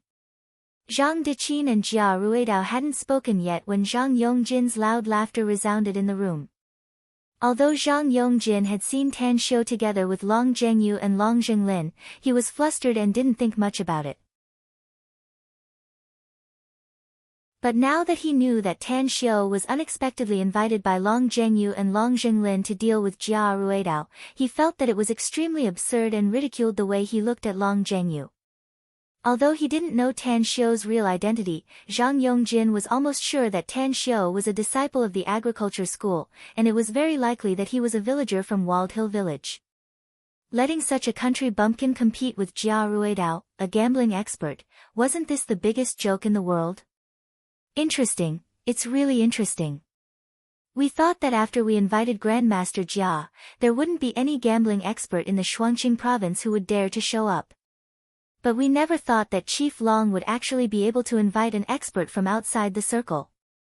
Chief Long, if you want to give Walled Hill Village to us, then just say it. Why did you invite someone to deliberately insult Grandmaster Jia? Along with Zhang Yongjin's loud laughter, Shui Renfei and Hu Wanjun also couldn't help but agree. If it was a competition of fighting strength, Zhang Yongjin, Shui Renfei, and Hu Wanjun were a bit afraid of Tan Xiu. But if it was a competition of gambling skills, the three of them weren't inferior to Tan Xiu. Not to mention that the one who would compete with Tan Xiu in gambling skills was not them, but the Shuangqing province's king of gambling, Jia Ruidao. Recalling the scene of them being beaten by Tan Xiu again and again, Zhang Yongjin and the other two gnashed their teeth in hatred. Now that they finally got the opportunity, they naturally couldn't help but ridicule him. Do you know this Mr. Tang? Looking at the unusual reaction of the three people, Zhang Deqin asked with a puzzled expression. It was also at this time that Zhang Yongjin and the other two realized that they had lost control of themselves. Big Sis, I, Yongjin, and Wanjun went to Walled Hill Village yesterday and met this brat at the hilltop. We originally wanted to buy some game from this brat, but this brat refused and even had a fierce dispute with us. Therefore, we got angry when we saw this brat. Shui Renfei knew that he couldn't deceive Zhang Deqian, so he simply stated a part of the facts. Big Sis, how could this brat be worthy of the two words Mr.? As the saying goes, barren hills and unruly rivers give birth to unruly people. This brat has neither culture nor quality. He only has brute force, that's all. Recalling the matter of his car's front cover being smashed, Hu Wanjun gnashed his teeth and said. Zhang Yongjin also had the intention to ridicule Tan Xiu, but when he saw the faint smile on the corner of Tan Xiu's mouth from the corner of his eyes, his body subconsciously shivered and didn't dare to say anything. Well, since the people from both sides have arrived, we can start the gambling game. After this game, this old man still has to catch the plane to Macau. Jia Ruidao glared at Long Zhengyu with dissatisfaction as he spoke in a bad mood. Obviously, Jia Ruidao had heard the words of Zhang Yongjin and the other two. He felt that today's gambling game was a complete farce. Long Zhengyu invited Tan Xiu not to win the gambling game, but rather to humiliate him. Therefore, Jia Ruidao already bore a grudge against Long Zhengyu in his heart. Seeing the expression in Jia Ruidao's eyes, Long Zhengyu couldn't help but feel his heart thumping. He knew that the opposite party had misunderstood him, and he also knew the consequences of offending the gambling king. However, thinking that Jia Ruidao had already chosen to stand on the opposite side of him, Long Zhengyu quickly became indifferent. If Brother Tang doesn't have any objection, then let's start the gambling game. Long Zhengyu didn't explain anything, but instead, he looked at Tan Xiu with an inquiring gaze. Tan Xiu wanted to ask about the type of gambling game and the gambling rules, but he swallowed the words back when they were at the tip of his tongue. Tan Xiu knew that if he asked, he would definitely be laughed at. Moreover, he would also implicate Long Zhengyu and Long Zhenglin to be looked down upon by others. Therefore, it was better not to ask. I don't have any problem, we can start at any time. Indifferently sweeping a glance at Zhang Yongjin and the others, Tan Xiu didn't have the slightest look of anger, but rather indifferently said. Seeing Tan Xiu's unfathomable look, Jia Ruidao coldly snorted and then pressed the call bell on the table. Brat, do you want to compete in size, odd or even odd or other games? While waiting for the waiter, Jia Ruidao condescendingly said to Tan Xiu. Hearing the word brat, Tan Xiu's eyes couldn't help but flash with anger, because this appellation was too harsh. Old thing, choose what you are best at, so that you won't have to find excuses when you lose. When Tan Xiu discovered that his blindly retreating would only be exchanged for the other party's bullying, Tan Xiu no longer retreated and launched a fierce counterattack. Since you want to humiliate yourself, then let's compete in size. It's simple and time-saving. Jia Ruidao angrily said. Of course, I don't dare to ask you. Hearing Jia Ruidao's words, Tan Xiu was overjoyed in his heart and blurted out. What Tan Xiu feared the most was that Jia Ruidao would propose a complex game. If he did, he would have to spend time to figure out the rules of the game and adapt to the rules of the game. He was afraid that the learning and adaptation time would be too long and he would lose the gamble. Although Tan Xiu had never played gambling, he had seen it on TV. He had also seen it when he went to the KTV with his classmates. He was not a stranger to gambling. Tan Xiu was afraid that if he agreed too late, Jia Ruidao would go back on his words. Therefore, when Jia Ruidao's words fell, he couldn't wait to agree.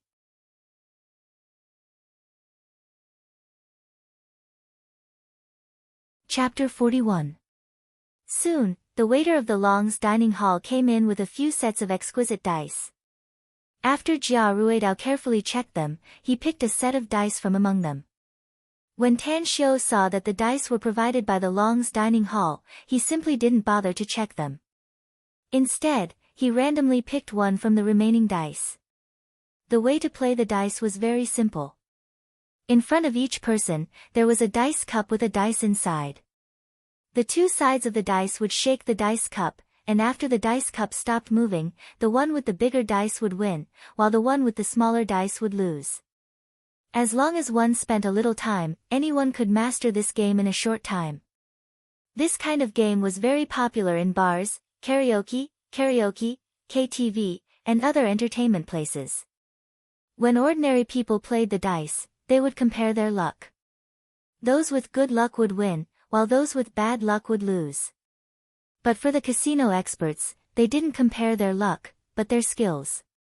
In the process of throwing the dice, the casino experts could precisely control the dice's points. In other words, the dice's points were decided by them, and not by luck. Chief Long, are you sure you want this kid to gamble with me and not by yourself? Since it's a game of luck, maybe your luck is better than this kid's. Before shaking the dice cup, Jia Ruidao stared at Long Zhengyu with a burning gaze as he said with a smile yet not a smile. Grandmaster Jia, luck is something that no one can say clearly.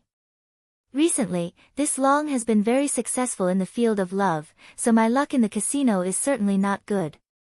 Therefore, I can only ask Brother Tang to replace me. Facing Jia Ruidao's provocation, Long Zhengyu didn't take the bait. Since that's the case, Chief Long, just wait for Walled Hill Village to be handed over to you. Seeing that Long Zhengyu was deliberately pretending to be confused, Jia Ruidao didn't bother to say anything. He coldly snorted and shook the dice cup in his hand. Jia Ruidao had immersed himself in gambling for many years, so naturally, his gambling skills had reached the acme of perfection. Along with the shaking of Jia Ruidao's wrist, the dice cup seemed to come alive as it changed into a mirage in the air, making people completely unable to catch its trace. The dice cup was standing upright for a moment, and then upside down for a moment, just like a coiling dragon from the ninth heaven, fluttering in the air, looking extremely beautiful. The dice in the dice cup seemed to be glued as it didn't make any sound. If they hadn't seen Jia Ruidao putting the dice into the dice cup, perhaps everyone would have thought that the dice cup was empty. This old man really does have some skills. Tan Xiu's attention wasn't on the dice cup in Jia Ruidao's hand. Instead, he was silently observing Jia Ruidao's technique, as well as his eyes and ears. Although Tan Xiu rarely gambled, he knew that gambling was nothing more than sharp eyes, quick hands, and sharp ears. Jia Ruidao's technique was very skillful and superb. His arm was motionless, just like a fixed bracket. Only his wrist was moving. This allowed Jia Ruidao to reduce the range of his movements. Not only did it increase his speed, but it also saved a lot of physical strength. Jia Ruidao's eyes didn't look at the dice cup, nor did he look at the table. Instead, he slowly swept his eyes over everyone in the room. In particular, his gaze lingered on Long Zhengyu and Tan Xiu for a long time. Jia Ruidao's ears slightly trembled from time to time. However, everyone's attention was focused on his hands, so no one noticed the subtle movements of Jia Ruidao's ears. Jia Ruidao's skill in shaking the dice cup was enough to deter the majority of people. Not to mention that Jia Ruidao had real kung fu. Unfortunately, Jia Ruidao's opponent was Tan Xiu. Not only was Tan Xiu's senses dozens of times stronger than ordinary people, but his brain was also nearly 100 times faster than ordinary people. Others didn't notice the subtle trembling of Jia Ruidao's ears, but Tan Xiu noticed it. In the beginning, Tan Xiu thought that the subtle trembling of Jia Ruidao's ears was accidental, so he didn't pay any attention to it.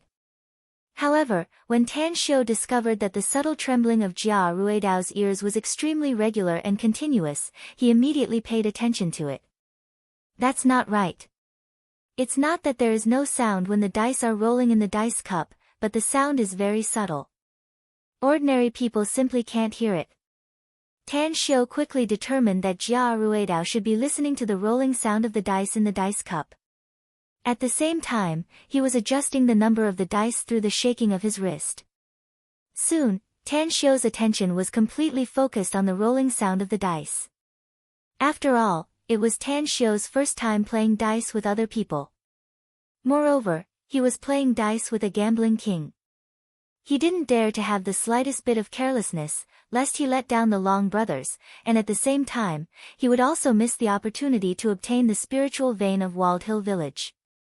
On the other side, Zhang Deqin, Zhang Yongjin, Hu Wanjun, and Shui Renfei were watching Jia Ruidao's dazzling movements. Their eyes revealed a fanatical and excited expression. Especially when they saw Tan Xiu's confused and sluggish expression, they became even happier. As if Walled Hill Village had already fallen into their hands, Zhang Deqin and the others looked at the Long brothers with eyes brimming with pity and sympathy. It was a kind of winner looking at the loser. At this moment, the two brothers, Long Zhengyu and Long Zhenglin, had a worried expression on their faces. It was because Jia Ruidao's movements were really too beautiful. Jia Ruidao obviously didn't show any carelessness because his opponent was an outsider, but chose to go all out. Looking at Jia Ruidao's concentrated appearance, Long Zhengyu and Long Zhenglin brothers were scared witless. Didn't you just invite an outsider to gamble with you? Why are you so angry? Wait. Seeing that Jia Ruidao's movements were about to bring the atmosphere inside the room to its climax, an abrupt voice suddenly resounded inside the room, startling everyone. Jia Ruidao's hand movements also slowed down, and the dices that were originally attached to the dice cup almost fell to the ground. At this critical moment, it was actually Tan Xiu who spoke. Tan Xiu could see that Jia Ruidao's condition was getting better and better. If he let Jia Ruidao continue to play like this, then he would most likely lose to his opponent today. Therefore, he had no choice but to forcefully interrupt his opponent's condition. Since Grandmaster Jia is so confident in his gambling skills, why don't we change the best of 5 games to the best of 3 games? Under Jia Ruidao's blazing eyes, Tan Xiu spoke in a neither fast nor slow manner. Hearing Tan Xiu's words, Jia Ruidao had the urge to take a knife and chop someone. Don't say best of 3 games, even if we decide the winner in 1 game, so what?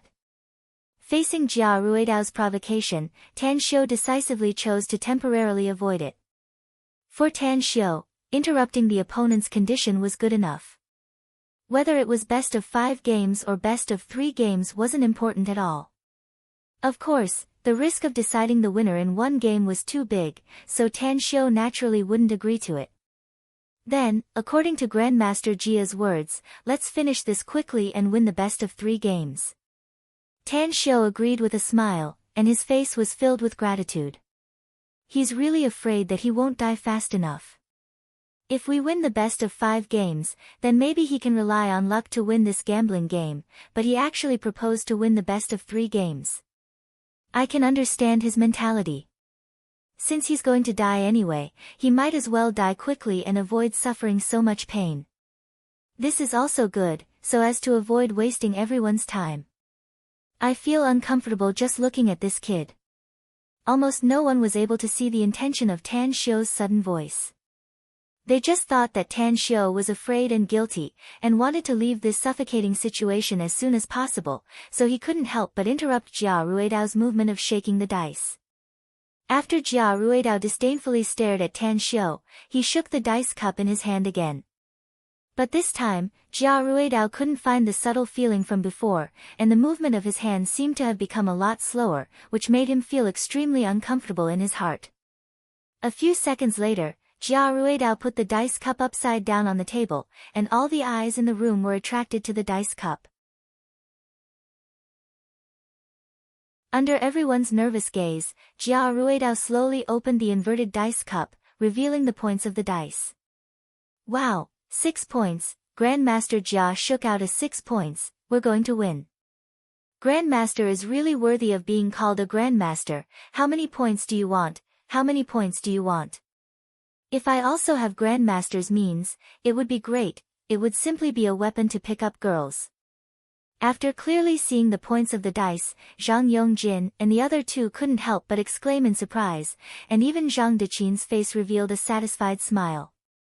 On the other side, Long Zhengyu and Long Zhenglin's complexion became extremely ugly, and Tan Xiu's complexion also became dignified. Long Zhengyu and Long Zhenglin were scared by Jia Ruidao's gambling skills, and Tan Xiu didn't think that Jia Ruidao would be able to shake out a satisfactory number in a bad condition. Brat, do you want to directly admit defeat, or do you want to continue to try your luck? Jia Ruidao looked at Tan Xiu with a provocative look. Old guy, you want to subdue the enemy without a fight, you don't have that ability. Tan Xiu glared at Jia Ruidao, and then picked up the dice cup in his hand, and threw a dice into the dice cup, and slowly shook it in his hand. Seeing Tan Xiu's jerky and clumsy movements, Jia Ruidao's eyes couldn't help but reveal a ridiculing smile, and Zhang Deqin subconsciously breathed a sigh of relief. Ha, I'm dying of laughter, he doesn't even know how to shake the dice, and he actually dared to show his incompetence in front of Grandmaster Jia. He really is displaying his slight skill in front of an expert. This brat's gambling skills are even worse than mine, but his face is much thicker than mine. It's really hard for Chief Long to actually be able to find such a weirdo. You're not ashamed, but we feel scared in our hearts. Although other people felt that Tan Xiu's gambling skills were too bad, but they didn't say anything, but Zhang Yongjin and the other two were completely unable to control their urge to burst into laughter. If you continue to destroy the gambling house, I don't mind asking you to leave.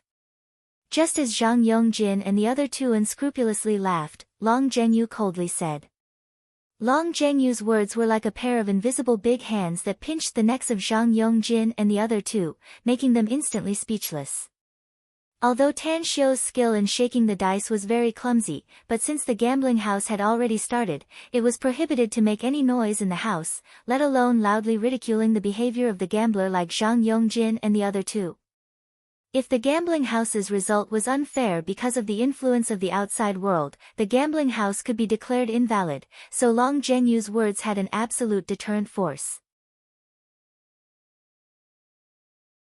Seeing the scene of Zhang Yongjin and the other two's necks turning red, Tan Xiu's face revealed a proud smile, and at the same time, his hands' movements also slowly accelerated.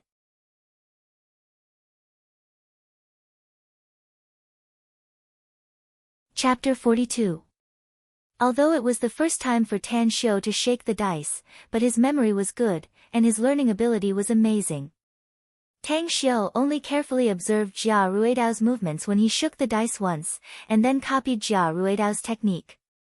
In the beginning, Tan Xiu's imitation of Jia Ruidao's movements and techniques was a bit jerky. But slowly, he became more and more skilled, and his movements and techniques almost became a copy of Jia Ruidao's. You. Jia Ruidao didn't put Tan Xiu in his heart. He also didn't think much of Tan Xiu's movements and techniques. But when he found that Tan Xiu's movements and techniques were getting more and more familiar, he finally couldn't help but exclaim out loud. One must know that Jia Ruidao had pondered and perfected for more than 30 years, and only then did he gradually form his own unique skill. But Tan Xiu only looked at it once, and he was able to learn 70% of his unique skill. This made Jia Ruidao doubt whether his decades of pondering was in vain or not. Although Jia Ruidao had received several apprentices, and also taught his own unique skill to his apprentices, he could be sure that even his apprentices couldn't learn his unique skills so thoroughly, let alone his several good-for-nothing grand disciples. Looking at a stranger displaying his unique skill in front of him, an indescribable feeling welled up in Jia Ruidao's heart, but it was hard for him to describe it. This kid is an outsider, and he obviously just came into contact with this circle. His perception is so strong. If I accept him as my apprentice, wouldn't it mean that I have a successor? Suddenly, this thought emerged in Jia Ruidao's mind, and then it couldn't be stopped. When Jia Ruidao changed his attitude towards Tan Xiu, he found that Tan Xiu was more and more pleasing to the eye. Although Tan Xiu's clothes were a bit plain, they were very clean and tidy. His short black hair made him look particularly spirited. Coupled with his bright and piercing eyes, his high nose bridge, thin lips, and tall and straight figure, he gave off a kind of handsome and compelling feeling. When the other people in the room heard Jia Ruidao's exclamation, they felt baffled. Other people didn't know that gambling experts had their own unique skills. In their opinion, everyone's movements when shaking the dice were almost the same. They didn't seriously remember Jia Ruidao's movements when he shook the dice. They also didn't know that Tan Xiu's movements when he shook the dice were surprisingly similar to Jia Ruidao's movements. A few minutes later, the dice cup in Tang Xiu's hand was turned upside down on the table. Beads of sweat oozed out from his forehead. At the same time, a tired look was revealed on his face, mixed with a bit of nervousness. Although Tan Xiu had tried his best and had also digested and absorbed 90% of Jia Ruidao's unique skill, but a lot of things were accumulated over time and experience, and not something that could be learned with just a glance. Tan Xiu could completely copy Jia Ruidao's technique when shaking the dice, but he didn't have the means to copy Jia Ruidao's unique skill of using his ears to distinguish the number of the dice. The reason why Tan Xiu's shaking time was much longer than Jia Ruidao's. On one hand, he was looking for the feeling of shaking the dice, so that he could be more skilled in shaking the dice. On the other hand, he was listening to the sound of the dice rolling inside the dice cup. He tried to use the subtle changes in the sound to confirm the number of the dice. Open it, open it.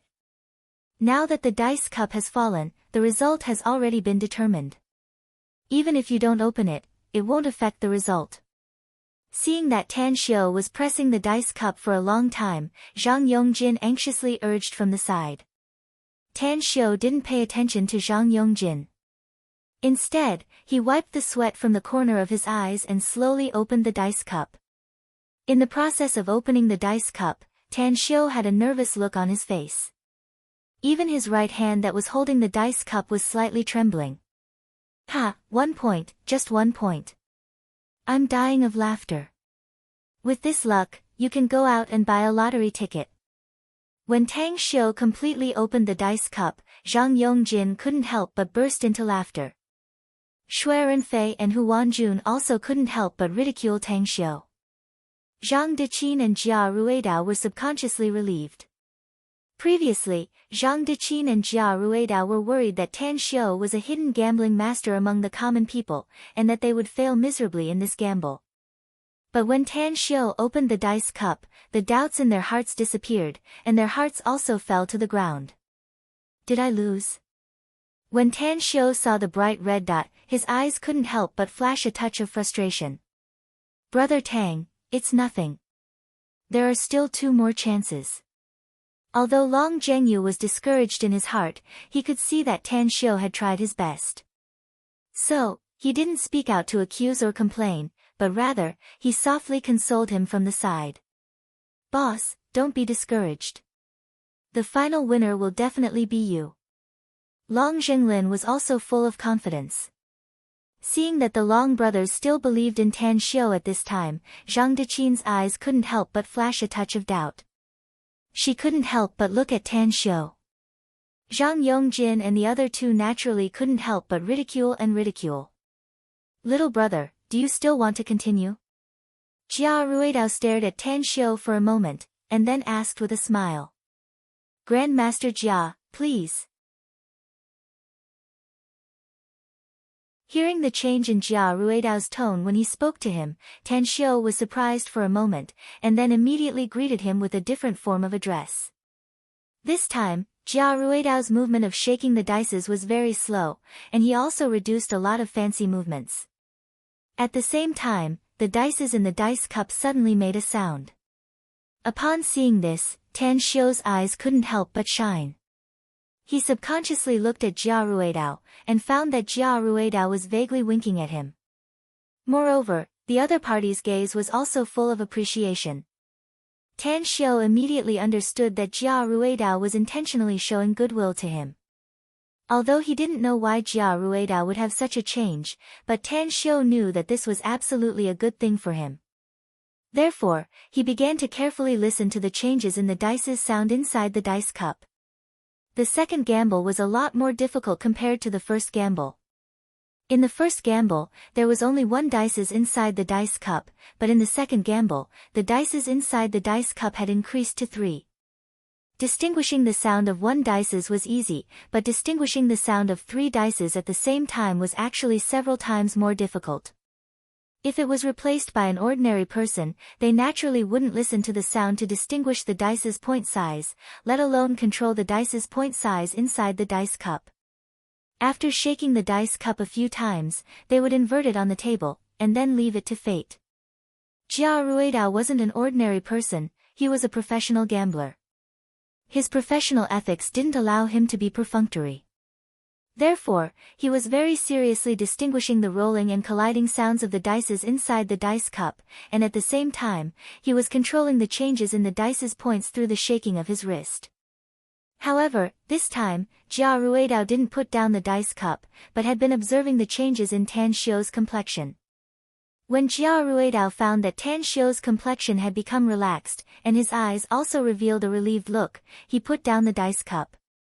After Jia Ruidao opened the inverted dice cup, the final points of the 3 dices were displayed.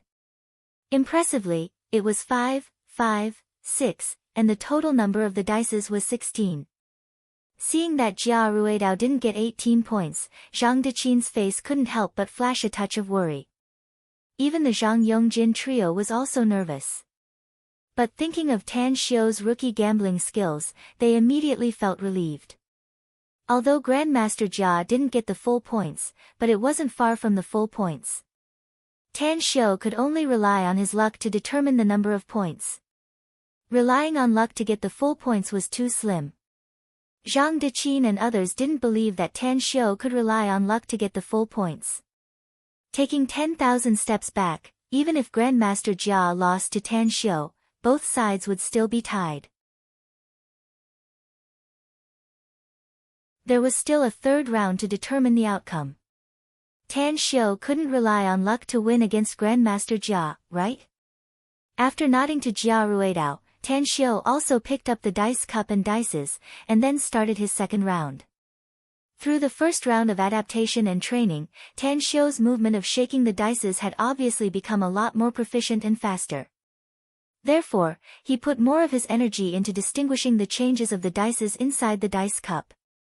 Tan Xiu only shook it for more than a minute before he put down the dice cup, making everyone in the room surprised. "Kid, you won't give up, right?" Remembering that Jia Ruidao shook the dice cup for a full 5 minutes before stopping, while Tan Xiu only shook it for less than a minute, Zhang Yongjin naturally didn't think that Tan Xiu's gambling skills were better than Jia Ruidao's. Rather, he thought that Tan Xiu didn't want to continue to put on an act. Grandmaster Jia's strength has already deterred him. He can't not give up. "Kid, you finally have self-awareness. Your gambling skills are not as good as others. It's useless for you to shake the dices for a long time. It's better to rely on luck. This way, it's better to finish it quickly, so as to not waste everyone's time." When Shui Renfei, Hu Wanjun, and Zhang Deqin saw Tan Xiu's action, they were stunned for a moment, and then subconsciously ridiculed him. The next moment, everyone in the room stared at him with their eyes wide open. Zhang Deqin and Zhang Yongjin's faces were flushed red. Shui Renfei, Hu Wanjun, and Jia Ruidao's eyes were filled with disbelief. Because the moment Tan Xiu opened the dice cup, the dice points inside the dice cup were clearly displayed in front of everyone. 5, 6, 6, a total of 17 points, just a little more than Jia Ruidao's previous 16 points. "Won, we actually won." Although Long Zhengyu was comforting Tan Xiu before, in fact, he didn't have too much hope for Tan Xiu. But the long-established etiquette and self-cultivation made him choose to comfort Tan Xiu instead of blaming and complaining. "Boss, I know you can do it. Brother, do you believe my words now?" The first half of Long Zhenglin's sentence was said to Tan Xiu, but the second half was said to Long Zhengyu. At this time, Long Zhenglin was dancing with joy like a child. After repeatedly confirming that the dice points inside the dice cup in front of Tan Xiu were 17 points, and that his eyes weren't playing tricks on him, Long Zhengyu finally sobered up from the huge shock. He vigorously waved his fist and then hugged his younger brother as tears of excitement flowed out from his eyes. Because the Walled Hill Village project was too important for Long Zhengyu. Whether this step could be taken or not, it was directly related to Long Zhengyu's entire life plan. Therefore, for this project, he racked his brains and racked his brains, spending nearly 3 years from start to finish. If this project was suddenly intercepted by someone else, Long Zhengyu didn't know whether he could face the outcome of failure or not. This was also the reason why he begged people everywhere, and finally, he even believed his younger brother's words and asked an outsider to help him. "Your fucking luck is really good. I don't believe that you can win next time." After being silent for a long time, Zhang Yongjin spoke with a sour tone. But this time, Zhang Yongjin's words obviously didn't have the same confidence as before. No one else echoed him, because the others were still immersed in the shock of Tan Xiu's 17 points and hadn't sobered up. You're tuning in to the Blissful Bookshelf YouTube channel. We're so grateful for your support, and don't forget to subscribe to join us on this incredible journey through captivating stories. Your generosity through donations truly makes a world of difference, as it's the primary source of revenue that allows me to expand and enhance this channel for you. Thank you from the bottom of my heart for being a part of this adventure.